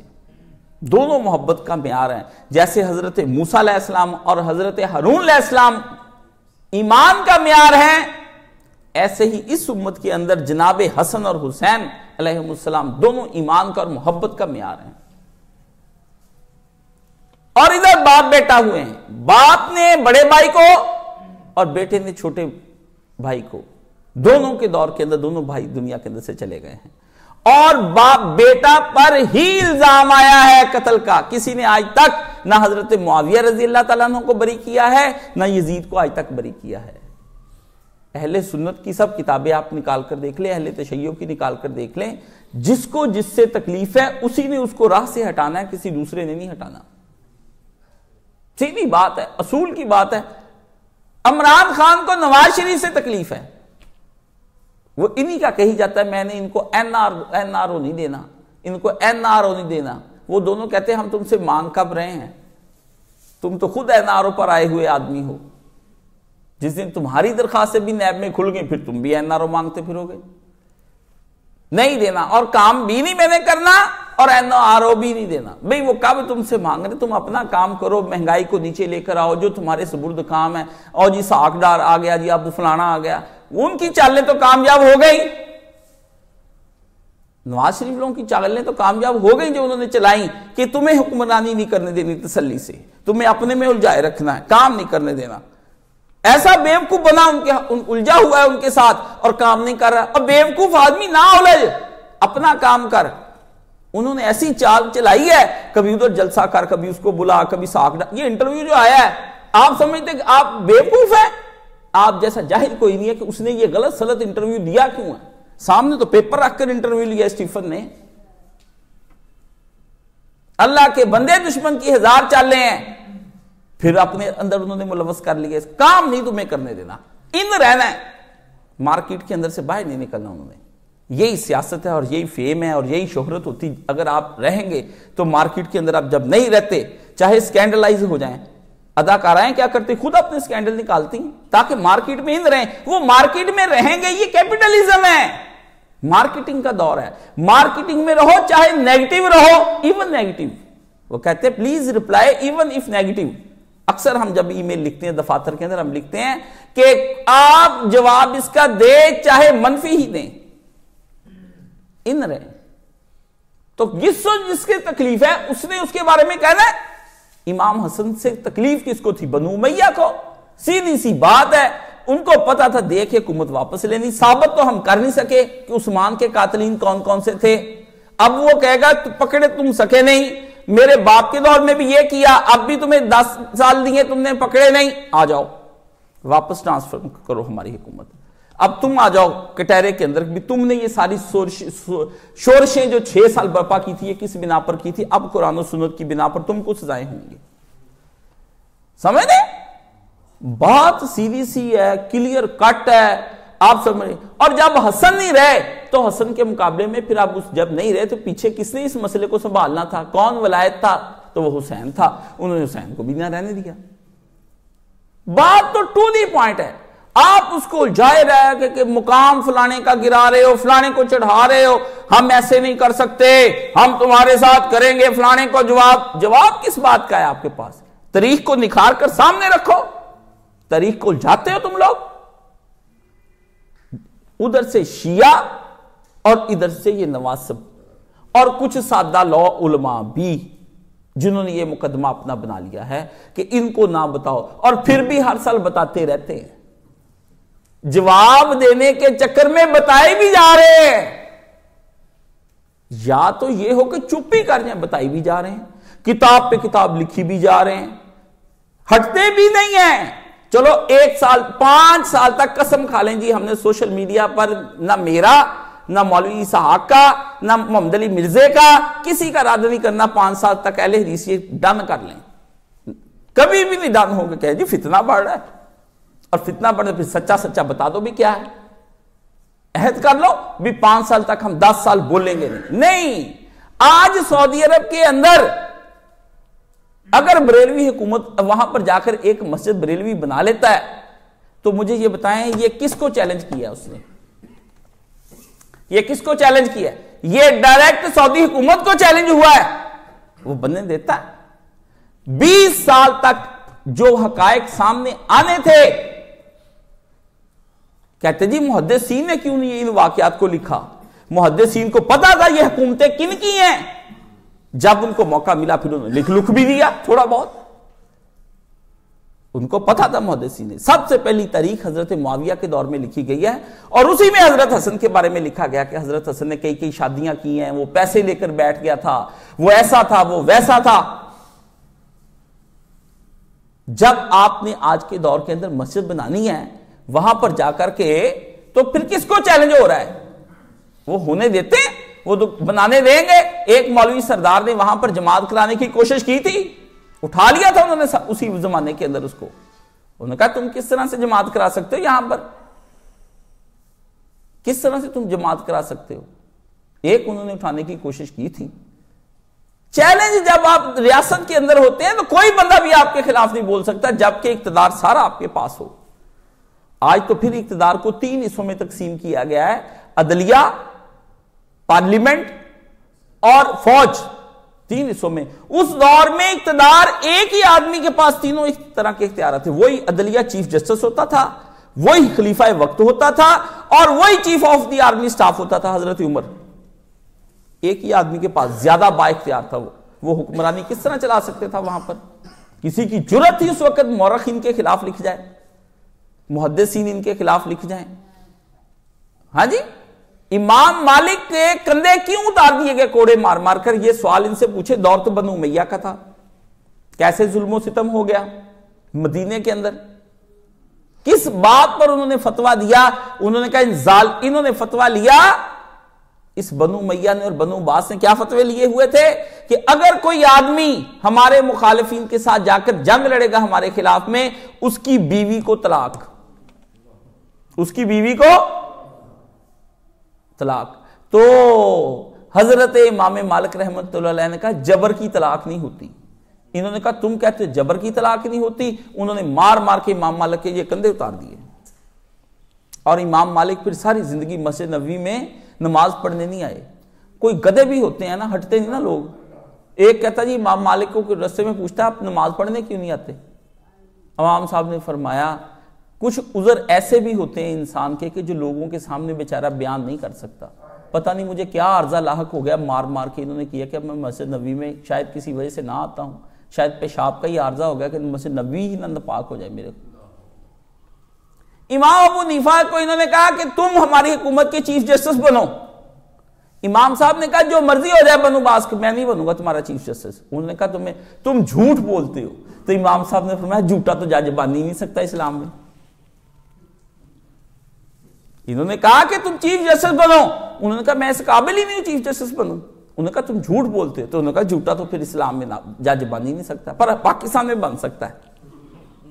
پاکستان میں لچا لفنگا بدماش جج بن سکتا ہے، اس کے پاس اختیار ہیں، اور وہ توہین عدالت کروا کے اور وہ فیصلہ کسی اور کا بنا کر کسی اور کو لوٹ لاٹ کر چلا جاتا ہے اس ملک کے اندر تقدیریں لکھ کے۔ آپ کو کیا پتا مالک یوم دین کے مقام پر بیٹھ کے اللہ نے کرسی دی ہوتی ہے، یہ کرسی اللہ کی قیامت کو لگنی ہے۔ اس کرسی پر بیٹھ کر اب بے انصافی کر کے 26 کروڑ عوام کی تقدیر کو لکھ کر چلے جاتے ہیں۔ آپ کیا سمجھتے ہیں خلیل جبران کی نظمیں لکھ کے جی انہوں نے جج نے یہ فیصلہ لکھ لیا، جذباتی فیصلے، جائیں نکال کر دیکھیں سارے جذباتی فیصلے، ایک فیصلہ بھی قانون پر نہیں ہے جو غیر جذباتی ہوتا ہے، وہ نہیں ہے۔ جج نظمیں لکھ رہے ہیں فیصلوں کے اندر ہے۔ جج یہ تازہ یہ آیا کل کہ پتہ نہیں کون سی فلم کا حوالہ دے رہا تھا، کہتا وہ فلم دیکھیں اس کا گانا سنیں، وہ فلانا سنجیدہ۔ آپ کو کس نے کہا سنجیدگی کس چیز کا نام ہے؟ کہاں سے آپ کے مسائل ہوں گے؟ جہاں سے علم آنا تھا وہاں سے علم ختم ہو گیا، وہیں سے سوتے ختم ہو گئے۔ جس ماں نے دودھ پلانا تھا اس ماں کی چھاتیاں خشک ہو گئیں، اب آپ کو کہاں سے دودھ آئے؟ جائیں اب ڈبے کا دودھ ہی پیئیں گے آپ، اور اس میں جو مرضی ملاوٹ ہو۔ آپ کو بلا وجہ سے جاہل بنایا جاتا ہے اس طرح سے کہ ان کے اقتدار قائم رہیں۔ آپ کی جہالت جتنی زیادہ بڑھے گی اور کنفیوژن زیادہ بڑھے گا، اتنی زیادہ ان کے اقتدار کو استحکام ملے گا۔ آپ جاہل رہیں گے، کنفیوزڈ رہیں گے، فیصلہ کرنے کی قوت آپ کے اندر نہیں ہوگی، کبھی آپ دائیں کبھی بائیں، پتہ نہیں یار انہاں دوواں چوں کیڑا سچا ہے، پائیے سیدھا دوواں چوں باہر نکلے ہوئے ہیں۔ رام رحیم تے مولا کی میں کی جانا ہے رولا کی، اس طرح کی نظمیں پڑھ پڑھ کے بلے شاہ کے پیچھے لا کے وہ کہ سائیڈ پہ کوئی صوفی ڈک ڈک ڈک ڈک تسبیح تسبیح تسبیح تسبیح. ہاں جی صوفیانہ کلام کی محفلیں. کیوں امریکہ صوفیانہ چیزوں کو پروموٹ کرتا ہے؟ کبھی آپ نے سوچا ہے؟ طائفے جاتے ہیں ان کو کبھی روکا ہے اس نے؟ جہادیوں کو بھی بلا کے دیکھے, کبھی ہم سے بھی ہاتھ ملائے, کبھی مجھے بھی ویزا دے میں بھی جاؤں, واشنگٹن میں میری بھی تقریر کرائے. پتہ ہے ناچنے گانے والے کنفیوز لوگ, ڈیسیجن نہیں ہے ان کے پاس, طاقت نہیں ہے ان کے پاس. اور جو آپ کے لوگ کنفیوژن سے پاک ہوتے ہیں ان کو کہتے ہیں مولوی تو آپس میں لڑتے رہتے ہیں, جاہل ہوتے ہیں, ان کو تو کچھ نہیں پتا, یہ جاہل ہیں. اور کچھ جاہل مولوی اس پہ مہر تصدیق لگا دیتے ہیں کہ ہاں ہم واقعی جاہل ہیں, وہ بھی ہمارے نادان دوست ہیں, کیا کریں ان کا کیا کریں. کوئی ایک ہے مسئلہ یہاں پر. آپ کیوں نہیں ایسی ایک اعتدال کی گفتگو کرتے کہ جس اعتدال کی گفتگو کے اندر سب کو چین آ جائے؟ اور وہ ہے. اگر قرآن کے ہوتے بھی مسلمان کو سکون نہیں آ سکتا, سنت رسول کے ہوتے بھی مسلمان کو سکون نہیں آ سکتا, تو پھر سکون تم نے لینا کہاں سے ہے؟ مجھے یہ بتا دو. اور کچھ آپ کی عوام کی بھی بے چین طبیعتیں, بے چین طبیعتیں. حضرت عمر اور نبی علیہ السلام کے دور میں جو قحط پڑے ہیں عوام نے بھرپور ساتھ دیا ہے, حال نہیں مچائیاں. آپ کہتے ہیں بس آ جائے, ہماری عیاشیوں کا تسلسل نہیں ٹوٹنا چاہیے, تب ووٹ دیں گے تم کو. عیاشیوں کے تسلسل کے لیے آپ ووٹ دیتے کہ پیسے, بجلی آتی رہے, پیسے آتے رہے, ہم کھاتے رہے, اجاڑتے رہے, گھر بناتے رہے. پہلے پیسے ایک آدمی کو اگر اللہ 2 کروڑ دیتا ہے, سب سے پہلے وہ 2 کروڑ اپنے گھر پہ لگا دیتا ہے. اللہ نے تو تجھے 10 سال کا رزق اکٹھا دے دیا تھا کہ یہ 10 سال کا رزق لے جا اور جا کر میرا دین سیکھ. آپ نے جا کے گارے مٹی پہ لگا دیا, بڑا گھر بنا لیا, گاڑیاں لے لی, بچوں کی شادی پہ 25 لاکھ خرچ کر دیا, پھر پھانگ ہو گئے, پھر میرے پاس آ جاتے اللہ جانے کا صاحب رزق چنگا پلا چل رہا تھا, وہ جناب نظر لگ گئی, کسی نے کہتے کچھ کر دیا, پھر مانگتے پھرتے ہیں. کبھی سوچا کہ ایکسٹرا رزق کس لیے آتا ہے؟ کبھی آپ نے سوچا آپ کی دکان کیوں بکری زیادہ ہونے لگتی ہے؟ پتہ ہے اس لیے دیا جاتا ہے کہ یہ آدمی کو رزق پہلے دے دو تاکہ یہ آدمی فرصت میں مجھے یاد کرے. آپ کیا کرتے ہیں؟ گارے مٹی پہ جا کے اچھی کالونیوں کے اندر گھر, وہاں پہ یہ بڑے بڑے گھر, پہلے اچھا بلا 4-5 مرلے میں گزارا ہو رہا ہے, بڑا بہترین زندگی گزر رہی تھی. وہ زندگی کیسے مرنے سے پہلے سارا پیسہ ادھر لگا جاتے ہیں, اور پھر حساب کے لیے اللہ کے ہاں پھر تیار ہو جائیں گے. پھر میرے پاس آ جائے کوئی, بتاؤ جی پیسے ختم ہو گئے, جی پیسے ختم ہو گئے. نہیں بنانی تھی نا اس طرح کی لمبی چوڑی بلڈنگ اور اس کے اندر طرح طرح کی دنیا کی چیزیں, لا دے اتنے چودھری تے کیل دے دروازے فلانے دیار دی لکڑ دے لانے. میرے دل دی حسرت تھا, تیرے دل دی حسرت نکل گئی بیٹا. ایک رب کی حسرت نکلنی اس دن جس دن یا حسرت علی العباد, اللہ کہے گا بندہ آج رو لے جی بھر کر, جتنا رو سکتا ہے وہ جہنم تیار پڑے, آج رحم نہیں کیا جائے گا.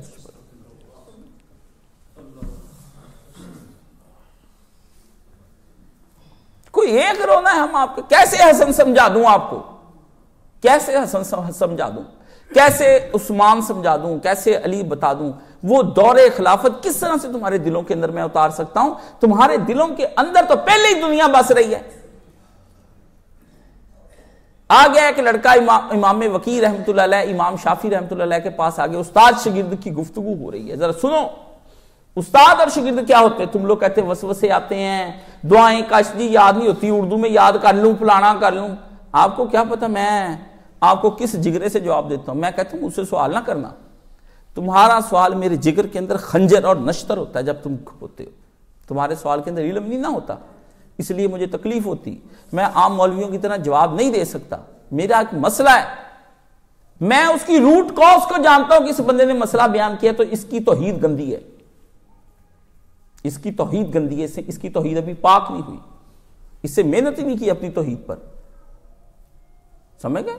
آپ سوال جب ہم سے کرتے ہیں تو ہمارے سامنے آ کر کے ہمیں پوچھتے ہیں کہ کاشف صاحب یہ سوال بتاؤ, جو آپ ہم پتہ چلتا ہے. امام وقی رحمۃ اللہ علیہ کہتے ہیں میں چھوٹا سا تھا, میں امام شافعی رحمۃ اللہ علیہ کے پاس گیا, میں نے کہا استاد جی میں مسئلے یاد کرتا ہوں, میں مسئلے دین کے یاد کرتا ہوں پر مسئلے مجھے بھول جاتے ہیں.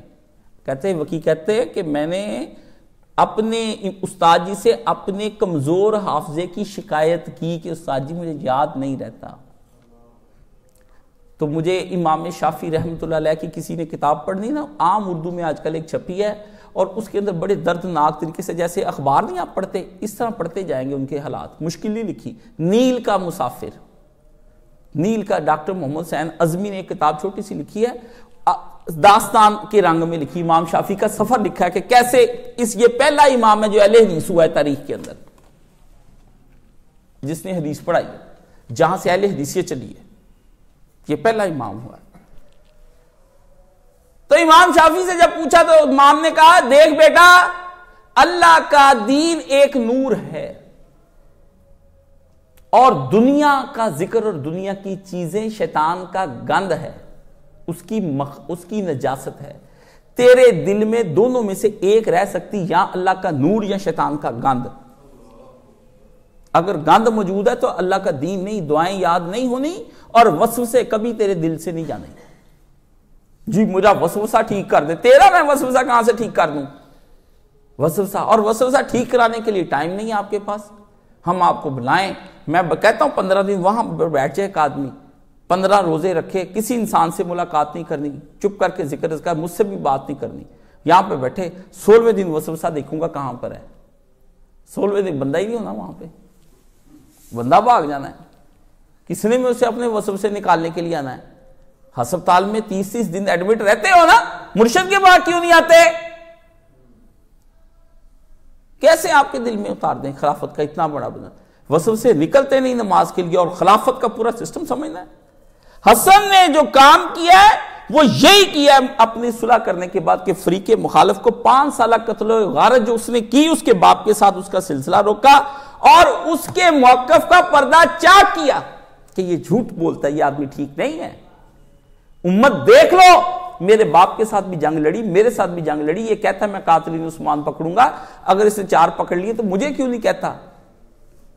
چاہیے تو سیدنا معاویہ رضی اللہ تعالیٰ عنہ کو کہتا کہ چلو یار جب صلح پہ ہی آ گئی حسن تم ہی پکڑ لو، میں تمہیں بتائی جاتا ہوں، تم بندے پکڑی جاؤ، ہم دونوں ماموں اور بھانجا مل کے کام چلاتے ہیں۔ آج جو کہتے ہیں حضرت معاویہ ہمارے ماموں ہیں، کیونکہ حضرت معاویہ کی بہن ام حبیبہ رسول اللہ کے گھر میں تھی نا، لیکن جب ام حبیبہ مسلمان ہوئی ہیں یہ کافر ہی تھے، ام حبیبہ ان کے کہنے پہ نہیں ہوئی، ان کا شوہر اور وہ پہلے ہی مان لے آئے تھے، بعد میں ان کا شوہر انتقال ہو گیا حبشہ کے اندر، وہ واپس آئیں، ابو سفیان کی بیٹی ہیں ام حبیبہ رضی اللہ تعالیٰ عنہ، اور وہ رسول اللہ کی بیوی بنی ہے۔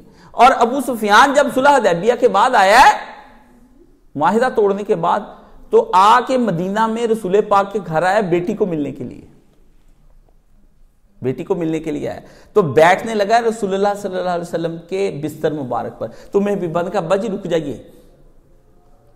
انہوں نے کہا کیوں؟ اس نے بستر مہمان کے لیے بچھایا جاتا ہے نا، انہوں نے لپیٹ دیا، تو کہا بیٹی یہ کیا؟ کہتی مشرک نبی کے بستر پہ بیٹھ نہیں سکتا، تو میرا ابا ضرور ہے پر تو مشرک ہے، مشرک نبی کے بستر پر نہیں بیٹھ سکتا۔ ماں نے گھر کے اندر بھی خیال رکھا ہے، امہات المومنین اس درجے کی بلند عورت ہے، اس وقت اس نے یہ نہیں کہا شوہر کا بستر ہے اور تو داماد کے بستر پر بیٹھنے لگا اور مہمان آیا ہے اور ایسا ہے، اس نے کہا اس وقت ایک باپ اور بیٹی آمنے سامنے تو ہیں، لیکن اس وقت میں نبی کی بیوی بھی ہوں اور تو ایک مشرک بھی ہے۔ آنکھ یہ ہے جو نبی نے پیدا کرنے کی کوشش کی ہے، اس آنکھ سے رشتوں کو نہ دیکھا کرو، اس ایک میت پہ میرے رشتہ دار بیٹھے، نہیں جی بتاؤ ان کی آپس میں رشتہ داریاں تھیں کہ نہیں بنو میاں کی اور ان کی؟ یہ رشتہ داری ہے، سن لو، پھر رشتہ داریاں میں نے پھر کھری کھری سنائی، کہیں سن لیا، وہ میرے بھی پڑھتے ہیں، سب نے گھیرا تنگ کر لیا، کہتے تم تو ہینے صحابہ اور یہ وہ میرے ہی یار تھے۔ میں نے کہا اچھا کبھی یار ہوا کرتے تھے، آج انکار پر گھیر لیا انہوں نے مجھے، میں کہا چلو آ جاؤ، پھر یہ رہا میدان اور یہ رہا گھوڑا، ہم کبھی بھاگے؟ مشرک نہیں بیٹھ سکتا، یہ کہتے ہیں ان کے رشتہ دار جی حضرت معاویہ امت کے ماموں ہیں، اگر وہ ماموں ہیں ایک حوالے سے نانا ابو بھی لگتے تھے حضرت حسن کے، وہ کہتے پتر ہے یزید جس طرح کا میرا پتر ہے اس طرح کا تو پتر ہے، چل میرا پتر، ہم دونوں مل کے قاتلین عثمان پکڑتے ہیں۔ دور ہے میرا جوان شیر، تیرے جیسے میرے پتر کو کیوں میں ہلاؤں؟ وہ پتر سونے ہی لگتے ہیں اوپر بیٹھے، اگر تو ہوتی باتیں پھر تو آؤ ادھر، بات ہم سے سنو، ہم سے کیا سنتے ہو؟ غیروں سے سنا تو نے اور غیروں سے کہا تو نے، کچھ ہم سے سنا ہوتا، کچھ ہم سے کہا ہوتا، بات کرو مجھ سے،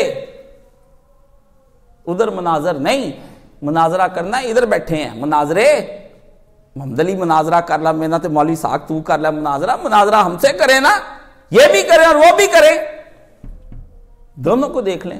ہم تمہاری طرح جھوٹی حدیثیں اور جھوٹی چیزیں اور جھوٹی طریقے نہیں پڑے ہوئے، ہم تو تلا پہ تول لیتے ہیں اس کو، کیونکہ ہماری تلا کا نام قل هو اللہ احد ہے، ہم نے اللہ کو ایک کہا ہے، باقیوں کو ایک نہیں کہا ہے۔ اللہ ہی اپنی ذات میں سبوح قدوس پاک ذات، صرف خدا منزہ ذات اللہ رب العزت کی، کسی اور کی نہیں ہے۔ رسول کے بارے میں بھی سبحان کا لفظ نہیں آیا ہے کہیں پر، فیض رسول اور کتنا ہے مولانا احمد رضا خان بولتے ہیں، کبھی انہوں نے بھی سبوح رسول کے بارے میں سبحان الرسول نہیں کہا، سبحان اللہ ہی ہے جب بھی ہے۔ تو آپ صحاب کے بارے میں ہم سے گفتگو سننا چاہتے ہیں؟ اس لیے عزیزان گرامی، آپ کی خلافت کو کچھ نہیں ہوا، خلافت کے اندر یہ سسٹم ہے کہ خلیفہ معزول بھی کیا جا سکتا ہے، خلیفہ استعفیٰ بھی دے سکتا ہے، جن اصولوں سے خلیفہ آتا ہے انہی اصولوں سے اتر بھی جاتا ہے، جس سیڑھی سے آتا ہے اس سیڑھی سے اتر بھی جاتا ہے۔ کہتے ہیں اسلام میں خلیفے کو معزول کرنے کا کچھ نہیں، شورا نے خلیفہ کو خلیفہ بنایا اور شورا ہی اس کو معزول کر سکتی ہے، یہ اسلام کا نام ہے۔ قرآن نے کہا ہے کہ ان کے معاملات کیا ہیں، وَأَمْرُ بَيْنَهُمْ شُورَا، ان کے شورا کے ذریعے سے ان کے معاملات طے پائے جاتے ہیں، یعنی بحالی امیر، معزولی امیر، انتخاب امیر، مستعفی امیر، یہ شورا کے ذریعے سے طے پائے گا۔ وہ کہیں گے کہ آپ اتریے، اب ہم آپ کی بات نہیں مانیں، قوم آپ کو نہیں ماننا چاہتی، عدم اعتماد اسی کا دوسرا نام ہے، ووٹ آف کانفیڈنس اسی کو کہتے ہیں۔ آپ کہاں پر نظام کو لے کر جانے کی کوشش کرتے ہیں؟ حسن نے نظام میں ایک حسین نے نہیں کھینچی، حسن نے کھینچی لکیر، کیونکہ جس دن حسن نے حکومت دی اس دن حضور نے کہا ہے کہ ظالم بادشاہی کا آغاز ہو جائے گا۔ حسین والے دن رسول اللہ نے نہیں کہا، آپ کو کس نے کہا ہے؟ کہا ہے خلافت میرے بعد 30 سال رہے گی، تو حسین کے بعد تو کتنے سال گزر چکے تھے نبی علیہ السلام کو گئے ہوئے؟ 50 سال گزر چکے تھے۔ 30 سال کی بات کی، 50 کی نہیں کی، سن لو یہ کان کھول کر کے۔ اس لیے خلافت اور ملوکیت کے درمیان میں جو لائن کھینچی ہے، بارڈر کھینچا ہے کہ ادھر ملوکیت ہے ادھر خلافت ہے، یہ جناب حسن علیہ السلام کی ہے، کسی اور کی نہیں ہے۔ جب آپ یہ کہیں گے کہ رسول اللہ نے کہا اس بیٹے کے ذریعے سے 2 عظیم گروہ میری امت کی صلح ہو جائے گی، یہ میرا بیٹا سید ہے، تو وہ سید سے مراد یہ نہیں ہے جو آپ کے ہاں سید لیا جاتا ہے کہ رسول پاک کی نسل ہے۔ یہاں پر حدیث میں سید کا لفظ کا مطلب ہے کہ سردار بیٹا میرا یہی ہے، خلافت کا حقدار دراصل یہی ہے۔ معاویہ خلافت کا حقدار نہیں ہے، لیکن میرا پتر سرداری کو اس پر قربان کر دے گا، اور جب میرا بیٹا یہ قربانی دے رہا ہوگا تو میرے بیٹی کی قربانی کو یہ سمجھ لینا کہ خلافت ملوکیت میں چلی گئی ہے، یہ نہ کوئی سمجھ لے کہ اس کی سیادت اور اس کی خلافت ٹرانسفر ہو گئی ہے معاویہ کو، نہیں، جب تک میرے بیٹے کے پاس تھی تب تک تو وہ خلافت تھی، جب وہ لے لے گا تو اس وقت ملوکیت شروع ہو جائے گی۔ ہم سے پڑھو حدیث پڑھیں، اس سے پڑھنی ہے، فلانا شیخ الحدیث ہے، فلانا شیخ الحدیث، ہم بتائیں گے ان روایات کا، ہم کریں گے ان روایات کی ایکسپلینیشن۔ اگر آپ کو 14 صدیوں کے بعد ال پٹال مارنے کی، آل فال بکنے کی اور الجھی ہوئی گفتگو کرنے کی اجازت ہے تو سلجھی ہوئی گفتگو ہم سے لیجئے، ہم وضاحت کریں گے، ہم شارح ہیں حدیث کے۔ کیا ہمیں کوئی قدغن لگی ہوئی ہے کہ رسول منع کر گئے تھے؟ آپ کا مسئلہ حل کر رہے ہیں، ہم آپ سے کہتے ہیں آپ ہمیں نہ دیکھیں ہم کون ہیں، آپ ہم سے لگوائیں ٹیکا لگانے کے بعد اگر جناب کے سر کو درد کو آرام نہ آئے پھر آپ کہیں کہ آپ نے لگایا غلط ٹیکا، تو یہ آ جائے تو جناب ہمیں بھی مرشد مان لیں، اتنوں کو تو مانے پھرتے ہیں شیطانوں۔ دوائی جس سے آرام آ جائے دوائی وہ کھانی ہے؟ آپ کو دوا کھائیے، اور دوا ہم آپ کو دے رہے ہیں رسول خدا سے لے کر دے رہے ہیں، اپنے آپ سے نہیں ہم دے رہے۔ یہ ہے وہ چیز جس کے بارے میں جناب حسن علیہ السلام کے مجھے خطبے دینے پڑے ہیں۔ حسن معیار ہے خلافت اور ملوکیت کے درمیان میں، حسین ابن علی نہیں ہے، حسین ابن علی نہیں ہے۔ حسن نظریے کی بنیاد رکھتے ہیں اور حسین عمل کی بنیاد رکھتے ہیں۔ نظریہ عمل سے پہلے آتا ہے، اور نظریہ پیش کرنا ہی دنیا کا مشکل ترین کام ہے، عمل تو بعد میں آتا ہے۔ جتنا نظریے کے لیے نبیوں نے پتھر کھائے ہیں، اور جتنا نظریے کے لیے نبی نے توحید اور شرک کے نظریے کو پھیلانے کے لیے دکھ اٹھائے، کسی نے نہیں اتنے اٹھائے ہیں۔ عمل ہو یا نہ ہو، سچی بات تو پہلے کہیے۔ حسن معمولی آدمی نہیں ہے، حسن نے بہت بڑا کام کیا ہے۔ حسن کی صلح کو سمجھنا پڑے گا، وہ آپ کے لیے ایک وقت مانگتی ہے۔ اس لیے جناب حسن علیہ السلام کے بارے میں پروپیگنڈا بھی زیادہ کیا گیا کہ یہ پیسے لے کر بیٹھ گئے تھے اس وقت کی حکومت سے۔ جی 40 لاکھ، یہ محمود احمد عباسی نے اپنی کتاب میں لکھا ہے خلافت معاہد۔ اور میں اسی بات پر زیادہ پریشان ہوا تھا کہ باقی باتوں کی میں کوئی طویل کر لوں گا، اس کی نہیں میں کر سکتا۔ اور دوسری بات بھی آپ سن لیں، دوسری بات بھی آپ کے ذہن میں ہونی چاہیے، پیسوں والی دوسری بات۔ اس دور میں نبی علیہ السلام کا ایک حصہ چل رہا تھا خمس کا، جو آپ اپنی جائیداد چھوڑ گئے تھے، اور جو حضرت بی بی فاطمہ کہنے گئی تھی کہ اس جائیداد کی نگرانی ابو بکر ہم لیں گے۔ باغ فدق، یہ صرف فدق ہی نہیں ہے بلکہ اور بھی جگیریں تھیں حضور پاک کی، جو اللہ نے نبی علیہ السلام کو کہا تھا کہ جس علاقے پر تم جنگ کیے بغیر قبضہ کر لو، اس علاقے کی زمین کا 5واں حصہ تمہارا، اور وہ پیداوار آیا کرے گی، اس سے تم اپنے گھر کے خرچے پورے کیا کرنا، یا جہاں مرضی استعمال کرنا، کیونکہ وفد آتے تھے، ان کی روٹی کا انتظام، نبی پاک صلی اللہ علیہ وسلم کے پاس لوگ صدقے لینے آتے، خیراتیں لینے آتے، ہر آدمی تو حضور کا دروازہ کھٹکھٹاتا تھا، تو نبی نے کہاں سے دینا تھا؟ اگر نبی وہاں کمائیاں کرنے شروع کر دیتے تو جہاد کس نے کرنے تھے اور دین کس نے پھیلانا تھا؟ تو اللہ نے نبی کا اس کے اندر حصہ رکھا ہے، ٹھیک ہے؟ وہ حضرت فاطمہ کی اولاد کو ملتا رہا۔ حضرت ابو بکر صدیق نے کہا وہ حکومت کے تحت ہے، حکومت آپ کے نگرانی میں نہیں وہ دے سکتی، آپ کو اس کی ملکیت نہیں دے سکتی، وہ نبی علیہ السلام بطور حکمران یوز کرتے تھے، وہ وراثت نہیں بن سکتا، یہ مسئلہ تھا۔ وہاں پر ابو بکر صدیق نے جو آگے نظام چلایا، عمر نے بھی وہی حصہ بھیجنا چاہیے، اور یہ بخاری میں لکھا ہے کہ جیسے رسول اللہ کے دور میں تم لوگوں کو وہ حصہ پہنچتا تھا اور تم کھاتے پیتے تھے، ابو بکر اس کو ویسے ہی جاری رکھے گا، یہ لکھا ہوا ہے، اس کو کوئی ذکر ہی نہیں کرتا۔ پیسے ملتے رہے ہیں، ٹھیک ہے؟ اور اہل بیت بھی اپنے اوپر نہیں خرچ کرتے تھے، اہل بیت نے بھی وہی طریقہ رکھا تھا، نانا کی طرح جو آیا سب دے دیا اللہ کی راہ کے اندر، وہ بھی اپنی ذات پر نہیں خرچ کرتے تھے، وہ بھی دیتے تھے، اپنے نانے کے پیچھے صدقہ جاریہ بنایا ہوا تھا انہوں نے۔ وہ جو آپ کہتے ہیں نا کہ اہل بیت سے اتنے 1000 دینار آپ نے اس کو بھیجے، اتنے بھیجے، وہ کہاں سے آتے تھے؟ امام زین العابدین کماتے تھے؟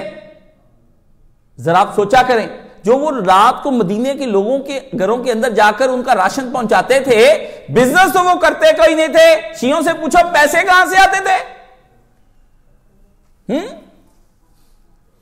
ہمیں شیعہ بھی نہ پڑھائیں اور یہ بھی نہ پڑھائیں، ہم پڑھے ہوئے ہیں، ان کو کہتے ہیں تم پڑھو اور آ کر ہم سے سمجھو، اتنی تم میں ٹیلنٹ نہیں ہے، کیونکہ تمہارے مولویوں نے 14 صدیوں سے اوپر پردے ڈال ڈال کے تم کو گمراہ کیا، تمہاری تنزلی اور تمہارے یہ جوتے خانے جو بتا رہے ہیں، یہی بتا رہے ہیں کہ تم 14 صدیوں سے تمہیں کوئی سمجھانے والا نہیں ملا۔ قرآن مجید میں آئے گا کہ فرشتے جب ان کو جہنم میں پھینکیں گے، یہ چیخیں چلائیں گے، یہ وام ہائے لٹے گئے، مارے گئے، عذاب کٹ کر دیو، آگ تھلے تھوڑی کر دیو، نہیں تھوڑی نہیں ہونی۔ فرشتہ ہم سے پوچھے گا کیا تمہارے پاس کوئی نذیر، کوئی ڈرانے والا نہیں آیا تھا؟ کوئی ڈرانے والا نہیں آیا تھا تمہارے پاس؟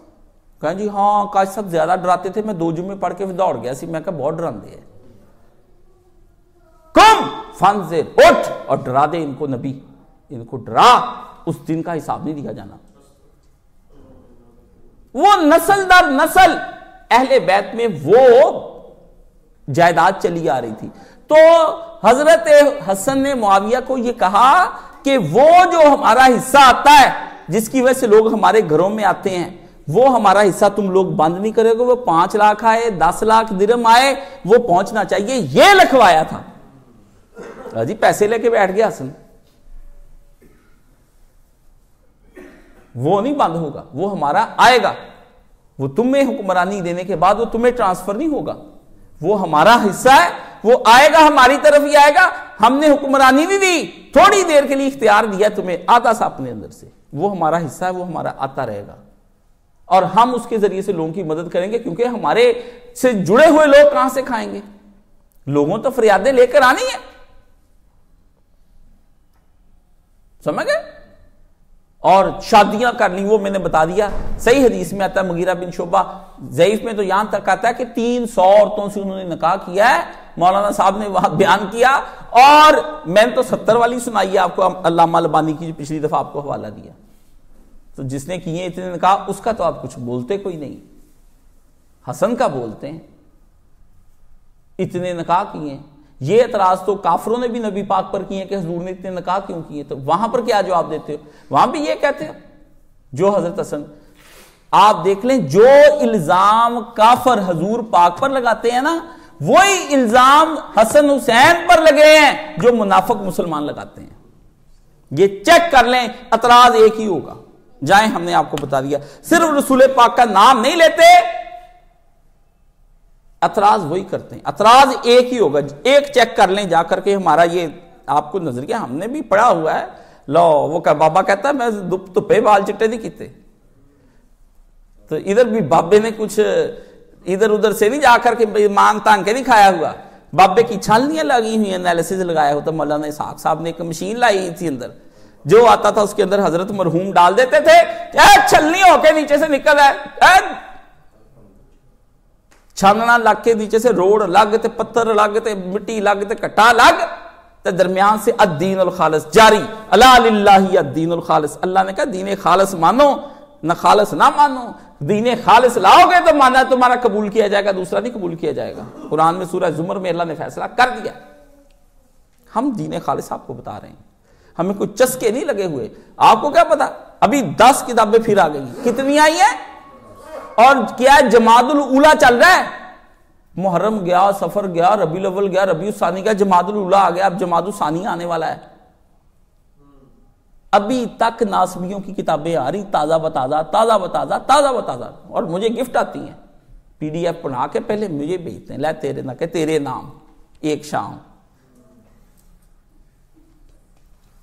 میں کو فرصت میں بیٹھا ہوں، آپ لوگوں کو لگتا ہے جی میں فرصت میں بیٹھا ہوں، ہاں جی آ جاؤ جی 4 گھنٹے تمہارے ضائع کر دیں، فرصت میں بیٹھا ہوں، دن پڑھ رہا ہوں، رات پڑھ رہا ہوں، صبح پڑھ رہا ہوں، شام پڑھ رہا ہوں، ایک ان کا پڑھوں اپنی تاریخ بچاؤں، یا اتھیسٹوں کا پڑھوں، یا یورپ کا فلسفہ پڑھوں، مجھے بتائیں، باہر کے محاذ پہ بھی ہم کھڑے ہیں، اندر کے محاذ پہ بھی ہم کھڑے ہیں، اندر کے محاذ پہ بھی ہم کھڑے ہیں، دونوں جانب ڈیلی پڑھنا پڑتا ہے کہ یہ کیا کہہ رہا ہے، وہ کہہ رہا ہے، یہ کیا کہہ رہا ہے، وہ کیا کہہ رہا ہے، یہ کیا سن رہا ہے، وہ کیا سن رہا ہے، ایک دم ادھر بھی، ادھر سیاسی میدان الگ دیکھو، اس میں امت گمراہ نہ ہو کے رہ جائے، ادھر دینی میدان الگ دیکھو، نادانوں کی اپنوں کی غلطیاں بھی دیکھو، ہاں جی پرایوں کی بھی غلطیاں دیکھو، اس کی بھی سنو، اس کی بھی سنو، اپنی ذات کی حفاظت بھی کرو، کہ میں ہی شر نہ بن جاؤں،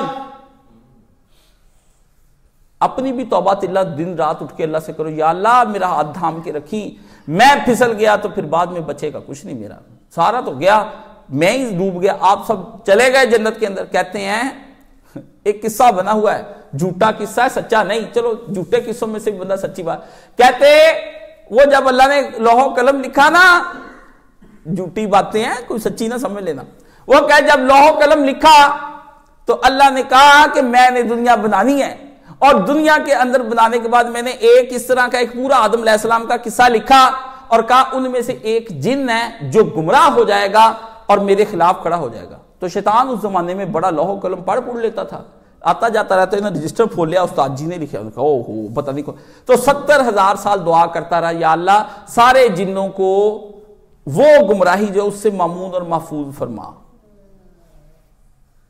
تو پھر وہ جب وقت آیا وہ مامون اور محفوظ ہو گئے، سارے یہ ہو گیا گمراہ، تو اللہ پاک سے اس نے کہا یا اللہ وہ میں نے تو یہ کہا تھا جنوں کو مامون اور محفوظ فرمایا تو اور مجھے کیوں نہیں تو پھر تو نے بچایا؟ فرمایا وہ تو دوسروں کے لیے مانگتا رہا، اپنے لیے مانگتا، تجھ کو بھی مامون اور محفوظ کر دیتے، اپنا بھول گیا۔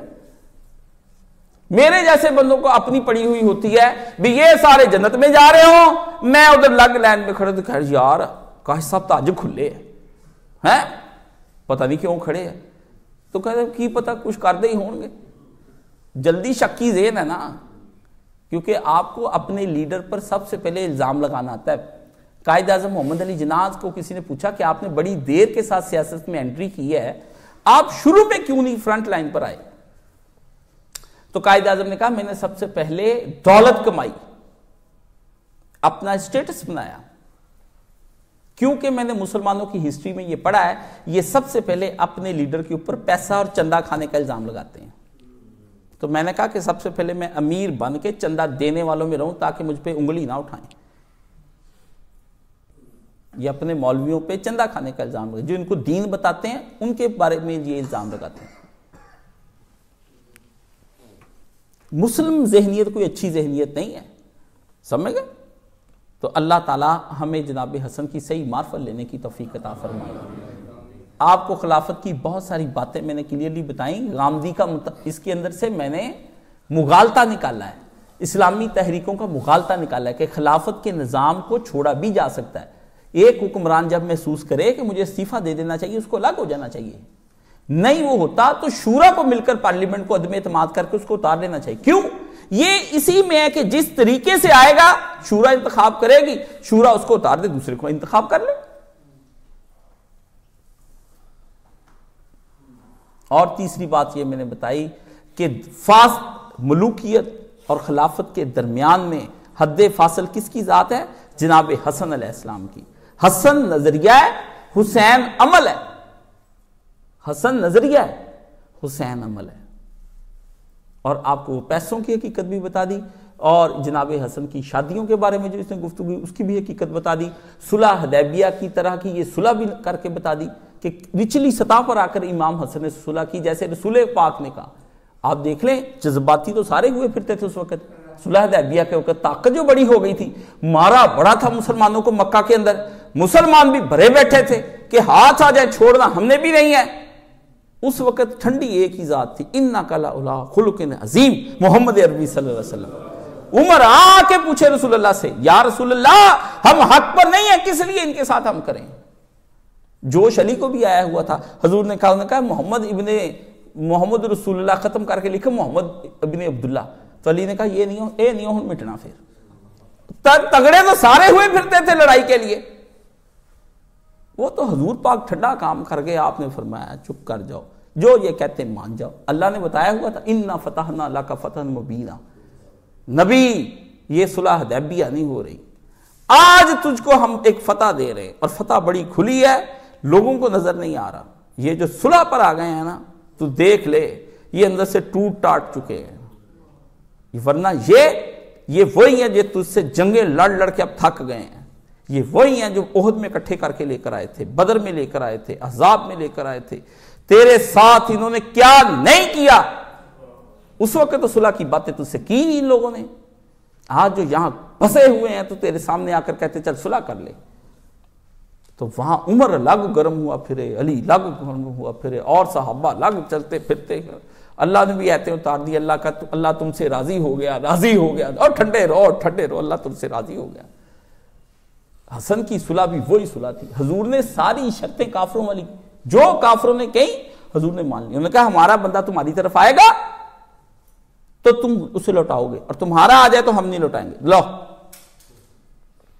اس سال واپس جاؤ۔ حالانکہ حضور لوگوں نے تو باندھے ہوئے تھے احرام، یہ تو خانہ کعبہ تھا قریبی، اتنا 1000 میل کا فاصلہ طے کر کے کہتے یار چلو اب یہاں تک آئیں، حضور نے کہا واپس چلتے ہیں، لوگ احرام نہ کھولیں، حضور پاک نے کہا احرام کھول دو، احرام کھول دو، کسی صحابی نے بات ہی نہیں مانی نبی پاک صلی اللہ علیہ وسلم کی، اتنے انہوں نے کہا عمرہ کر کے جانا حضور، مانے نا، حضور غصے میں آ گئے، آپ نے فرمایا یہ کیا کر رہے ہیں، نافرمان ہیں، نافرمان ہیں، نافرمان ہیں، کھولو۔ آ گئے اندر ام سلمہ تھی. ام سلمہ دانشمند تھی رضی اللہ, ہماری مائیں بڑی دانشمند. انہوں نے کہا رسول اللہ انہوں نے کوئی نہیں کھولنے, حج سے بڑا پیار ہے, یہ پہلے بھی کافر ہوتے بڑے حج کرتے تھے.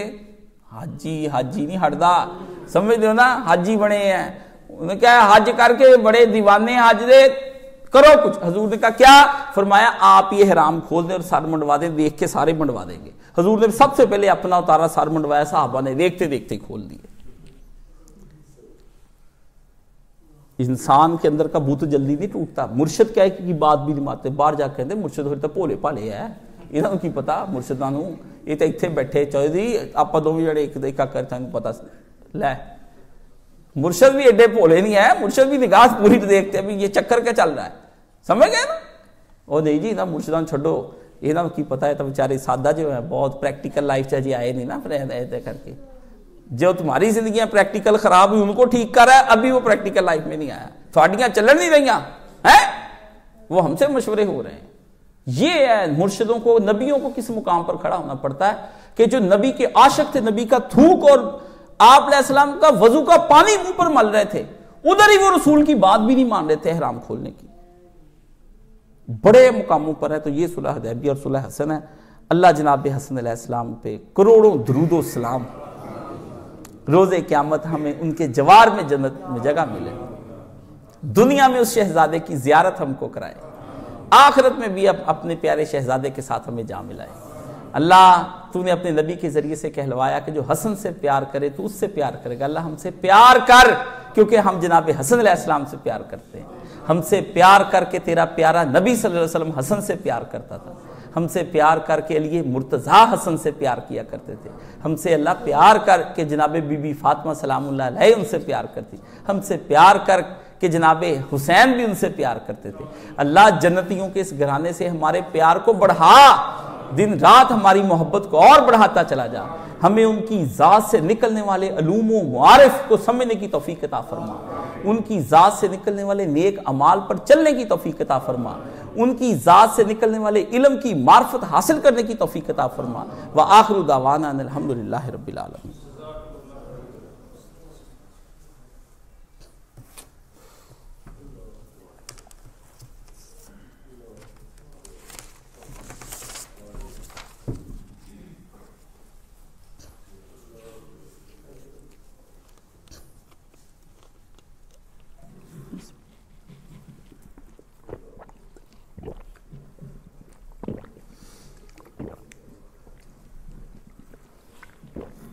الحمدللہ.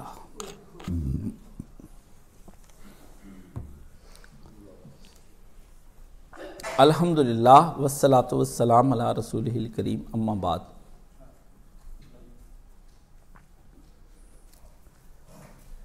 میرے ایک دوست ہیں حکیم عمر صاحب, ان کی والدہ کا انتقال ہو گیا پرسوں, انا للہ و انا الیہ راجعون.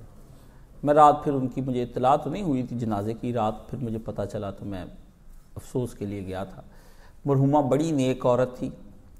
وہ اپنے بیٹے, ان کے حکیم عمر صاحب ماشاءاللہ دیندار عالم تھے, تو ہم سارے 5-10 دوست ان کے گھر جاتے تھے. تو وہ ہمیں بھی اپنا بیٹا ہی سمجھتی تھی. تو بیمار رہتی تھی تو وہ ہمیں نا جناب کھانا بنا کر, کبھی رات کو 9 بجے, کبھی 10 بجے, 2 بجے تک وہ ہماری ضیافت کھانے اندر بنا کے, وہ ہماری ماں, بیٹی نہیں تھی ان کی کوئی, تو وہ نا بھیجتی رہتی تھی. تو پھر میں جو انہیں کل اطلاع دی تو پھر رک نہیں سکا, تو میں نے جا کر وہاں دعا بھی کی, ان کے گھر درس بھی دیا. تو اللہ انہیں غریق رحمت کرے, جنت الفردوس میں جگہ عطا فرمائے, اعلیٰ علیین میں ان کے مقاموں کو بلند کرے, اور قبر حشر کی سختیوں سے مامون محفوظ فرما کر, پل صراط سے آرام سے گزار کر, جامع کوثر لے کر جنت الفردوس میں داخلہ فرمائے. اسی طرح ہمارے ایک دوست ہیں علی زہیب صاحب, ان کی دادی جو ہیں ان کی بھی وفات ہو گئی ہے. تو اللہ ان کے ساتھ بھی یہی معاملہ, معافی والا اور جنت والا معاملہ ان کے ساتھ فرمائے. جتنے مرحومین آج تک چلے گئے ہیں سب کی ماؤں کو اللہ جنت میں جگہ عطا فرمائے, اور جو زندہ ہیں ان کی بھی مغفرت فرمائے, اور جو مردہ ہیں ان کی مغفرت فرمائے. مرنے والوں کے لیے سب سے بڑا ہدیہ دعائے مغفرت ہے. جس کا رزق کا دروازہ نہ کھلتا, آدھے گھنٹے تک اپنی ماں اور اپنے باپ کے لیے نا مغفرت کی دعا کیا کرے نماز مغرب کے بعد. نماز مغرب کے بعد آدھا گھنٹہ کوئی ذکر نہیں، اس کا ذکر یہی ہے کہ یا اللہ میری ماں کو جنت الفردوس میں جگہ عطا فرما، میرے ابے کو جنت الفردوس میں جگہ عطا، پھر مجھے وہ بتائے کہ اس کے ساتھ اللہ کیا معاملہ کر رہے ہیں، رو کر دعا کرے رب ارحمہما کما ربیانی۔ اس سے بڑا ذکر آج تک ماں باپ کی مغفرت کے لیے کوئی آیا ہی نہیں۔ کیوں؟ یہ ذکر اللہ تعالیٰ نے خود قرآن مجید میں سکھایا ہے، اور جس کو اللہ سکھائے نا اس سے بڑھ کر کوئی چیز نہیں۔ تو اللہ تعالیٰ نے یہ بتایا یہ ذکر آپ کو یاد ہونا چاہیے۔ کئی لوگ کہتے ہیں جی ہمیں اردو میں یاد کر لیں، آپ کو ساری باتیں یاد ہو سکتی ہیں، چپیڑے لگنے والی ہوتی ہیں اور کچھ بھی نہیں ہوتا۔ وہ پھر جب جی زندہ کے لیے جس کے ماں باپ دین کی راہ پر نہیں ہیں وہ بھی پڑھے، اس کے ماں باپ دین کی راہ پر آ جائیں گے۔ جس کے ماں باپ بیماریوں میں مبتلا ہیں، اٹھ بیٹھ نہیں سکتے، حافظے ان کے کمزور ہو گئے، سہاروں کے بغیر چل نہیں سکتے، کھانسی آتی زکام، تو ان کو دیکھ کر کیا پڑھنا ہے؟ رب ارحمہما کما ربیانی۔ زندہ ماں باپ کے لیے بھی پڑھنی۔ زندہ ماں باپ کے لیے تو دعا اتنی کریں کہ آپ تھک جائیں۔ زندہ ماں باپ کے لیے زیادہ کریں۔ کیوں؟ ان کو اس وقت ایمان کی سلامتی کی شدید ضرورت ہوتی ہے۔ اگر وہ بے ایمان ہو کر مر گئے، حسن خاتمہ نہ ہوا تو آپ کدھر جائیں گے؟ اس کے اندر ان کا حسن خاتمہ چھپا ہوا ہے، ان کو اللہ پھر ضرور مرتے وقت کلمہ شریف نصیب فرما دے گا۔ میں مطلب بچپن سے ہی اپنے والدین کے لیے زندہ یہ رب ارحمہما کما ربیانی صغیرہ ان کے لیے بچپن سے پڑھ۔ جب پتہ چلے ابا جی زیادہ بیمار ہو گئے ہیں، یا پتہ چلے کھانسی ہے یا چوٹ آ گئی ہے یا ان کی تکلیف بڑھ گئی ہے، تو جلدی سے منہ سے کیا نکلے؟ رب ارحمہما کما ربیانی صغیرہ۔ رنج کے ساتھ پڑھے اور غم کے ساتھ پڑھے، یا اللہ میرے ابے کو ایسے نہ کریں، جنت میں لے جائیں گے، ابھی بھی اس کو راحت دے دے۔ دعائی سے وہ فائدہ نہیں ہونا جتنا آپ کی امی اور ابے کو وہ رب ارحمہما کما ربیانی صغیرہ۔ ان کے پاؤں دباتے وقت کہیں رب ارحمہما کما ربیانی صغیرہ۔ کندھے دبا دیا کریں، کندھے دباتے ہوئے رب ارحمہما کما ربیانی صغیرہ۔ ہاں جی، دعائی پلاتے رب ارحمہما کما ربیانی صغیرہ، روٹی آگے رکھتے رب ارحمہما کما ربیانی صغیرہ، نہلاتے ہوئے ان کو رب ارحمہما کما ربیانی صغیرہ، ان کو دیکھ دیکھ کے رب ارحمہما کما ربیانی۔ اپنے کمرے میں چلے گئے، وہاں ابا یاد آتا ہے کہ ابا کتنی مصیبت میں ہیں، امی کتنی مصیبت، رب ارحمہما کما ربیانی صغیرہ۔ رات کو آنکھ کا پہلو آنکھ کھلے تو رب ارحمہما کما ربیانی صغیرہ، ہے تہجد اٹھتے ہی رب ارحمہما کما ربیانی صغیرہ۔ سفر میں جا رہے ہیں، ابا یاد آ گئے، رب ارحمہما کما ربیانی صغیرہ۔ اتنی بڑی دعا ہے والدین کے لیے۔ نہ پیروں کے پیچھے بھاگیں، گھر میں ہی پیر بیٹھے، نہ ادھر ادھر جائیں، کوئی وظیفہ آپ نہ پڑھیں، لو جی یہ وظیفہ آپ کر لیں، آپ کو دنیا میں رزق آسمان سے چھپڑ پھاڑ کرنا نہ آئے اور آپ کی اولاد آپ کی تابع دار نہ ہو جائے، تو آپ میرا گریبان قیامت کے دن بھی پکڑ لینا، یہاں بھی آپ کو اجازت ہے پکڑنے، کر لیں، پر کرنی اس ادھر سے ہے، شکوے رکھ کے نہیں کرنی۔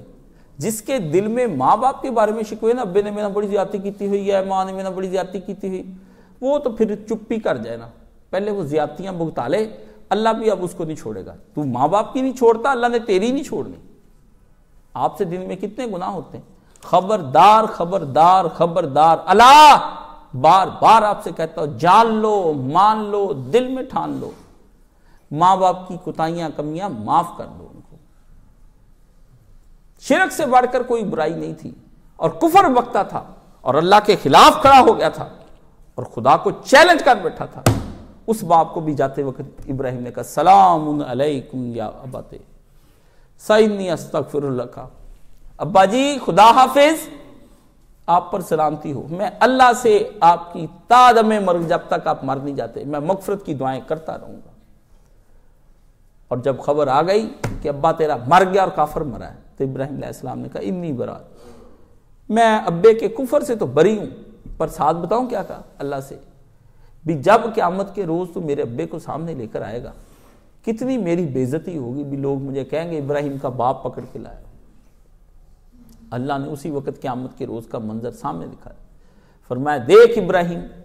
ابراہیم نے دیکھا تو وہاں ایک بجو جو ہے نا، وہ لت پت غارے کے اندر اس طرح پھر رہا تھا، اللہ نے فرمایا ہم تیرے باپ کو بجو بنا دیں گے، انسان نہیں بنائیں گے، تجھے شرمندہ نہیں کریں گے، میرے حبیب تجھے شرمندہ۔ کہا ابا نہیں دیکھا جانا جہنم میں جاتے اللہ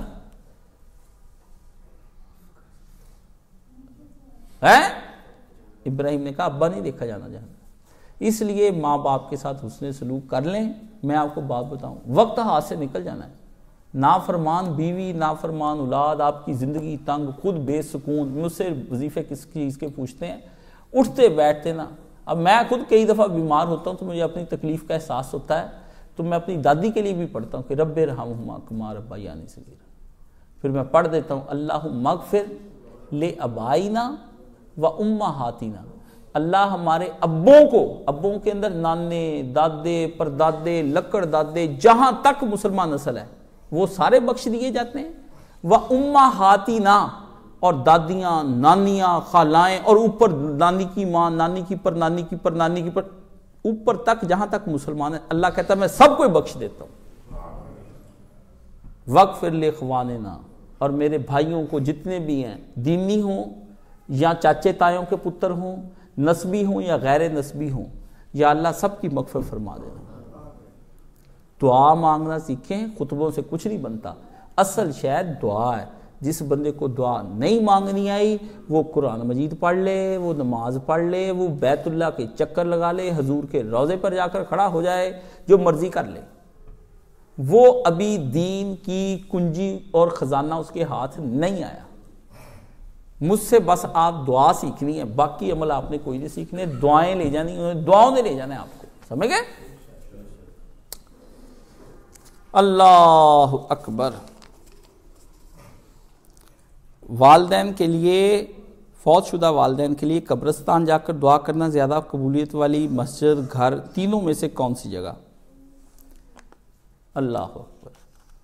پھر آپ کہتے ہیں، پھر میں آپ کو نقطے کی بات پھر آپ کو میں بتا، موتی ہے نا، کیا کرے، وقت تو جا رہا ہے آپ کا، لیکن موتی جب دل نرم پڑ جائے نا اور ستا ہوا ہو اور ڈپریشن سے آپ رو پڑے، ڈپریشن اور ٹینشن سے آپ رو پڑے اور پسے ہوئے ہوں اور جسم تھکا ہوا ہو اور آپ سے ہلا نہ جا رہا ہو، اس وقت سے اعلیٰ کوئی وقت دنیا میں دعا کا آیا ہی نہیں۔ جب دل ٹوٹ کے شکستہ ہو چکا ہو، کوئی بندہ آپ کی مدد کرنے والا نہ ہو، آپ لاچار اور بے بس بسترے پر پڑے ہوئے ہوں اور آپ اپنی بیچارگی پر رو رہے ہو نا، اس وقت اللہ بالکل اس طرح ہی ہوتا ہے جیسے آپ کو چھاتی سے لگایا ہوتا ہے۔ دعا کا سب سے اعلیٰ وقت وہ ہے، اس وقت سکینت نازل ہو چکی ہوتی ہے، فرشتوں نے آپ کو گھیر لیا ہوتا ہے، رحمت آپ کے قریب آ چکی ہوتی، اور کان لگا کر اور آنکھ لگا کر آپ کو دیکھ رہی ہوتی اور سن رہی ہوتی بھی، بندہ بول اب تو کیا چاہتا ہے، کیونکہ شکستہ ہو تو عزیز تر ہے نگاہ آئینہ ساز میں۔ جتنا یہ آئینہ ٹوٹا ہوگا دل کا اور شکستہ اور چور چور ہو چکا ہوگا نا، وہ وقت دعا کا ہے۔ دعا کا وقت یہ نہیں ہے نماز پڑھی سبحان اللہ والحمدللہ آمین تو فلانا تے تہجد کا دعا، میرے پاس آج تک مجھے قبولیت کا کوئی وقت نظر نہیں آیا۔ یہ ایک وقت ہے جو ایک اللہ والے سے میں نے سیکھا تھا، اس اللہ والے نے جب مجھے یہ بات کہی نا تو میں چپ ہو گیا، جب آنکھوں سے آنسو جاری ہو جائیں، جسم وہ وقت دعا کا۔ آپ جب پاسا رات کو لیتے ہیں، آپ کو تکلیف ہو تو اس وقت ماں کی تکلیف یاد آئے، ابے کی یاد آئے، وہ جو باقی قبرستان ضرور جایا کریں، مسجد میں بھی دعا کرنی ہے، گھر میں بھی دعا کرنی ہے، دل میں بھی دعا کرنی ہے۔ قبرستان نہیں بلانا والدین کا، اور اپنے بچوں کو ساتھ لے کر جانا ہے کہ چلو دادا دادی کی قبر۔ میرے دادا جی حیات تھے، وہ مجھے ساتھ لے کر جاتے، کہتے پتر یہ میرا ابا ہے، یہ میری امی ہے۔ اب میں اپنے دادے دادی کی قبر پہ بھی جاتا ہوں اور اپنے دادے دادی کے ماں باپ کی قبر پہ بھی جاتا ہوں،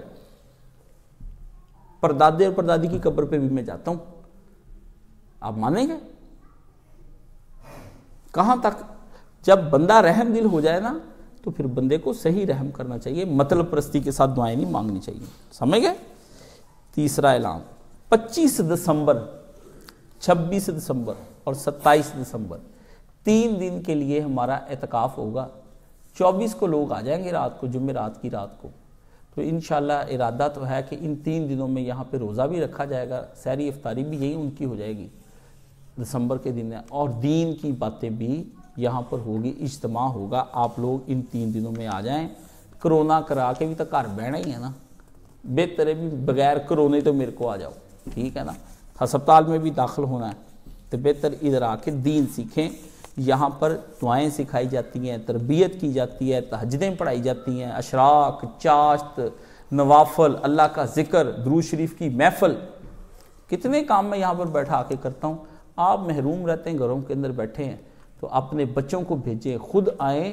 اس طرح سے دین نہیں آنا، دین آ کے سیکھنا پڑنا ہے. آپ کو مسائل سکھائے جاتے ہیں. اللہ پاک آپ سب کو دین کی سمجھ عطا فرمائے. سبحان اللہ والحمد للہ ولا الہ الا واللہ اکبر ولا حول ولا قوۃ الا باللہ العلی العظیم. اللہم صلی علی محمد وعلی آل محمد کما صلیت علی ابراہیم وعلی آل ابراہیم انک حمید مجید. اللہم بارک علی محمد وعلی آل محمد کما بارکت علی ابراہیم وعلی آل ابراہیم انک حمید مجید. اللہم اشف کل مریض، اللہم رد کل غریب، اللہم اقض دین کل مدین، اللہم اصلح کل فاسد من امور المسلمین، اللہم اغفر للمؤمنین والمؤمنات والمسلمین والمسلمات الاحیاء منہم والاموات، اللہم انصر الاسلام والمسلمین واخذل الکفرۃ والمشرکین، اللہم انصر من نصر دین محمد صلی اللہ علیہ وسلم واخذل من خذل دین محمد صلی اللہ علیہ وسلم. ان اللہ یامر بالعدل والاحسان وایتاء ذی القربی وینہی عن الفحشاء والمنکر والبغی یعظکم لعلکم تذکرون. صفحہ سیدھی فرما.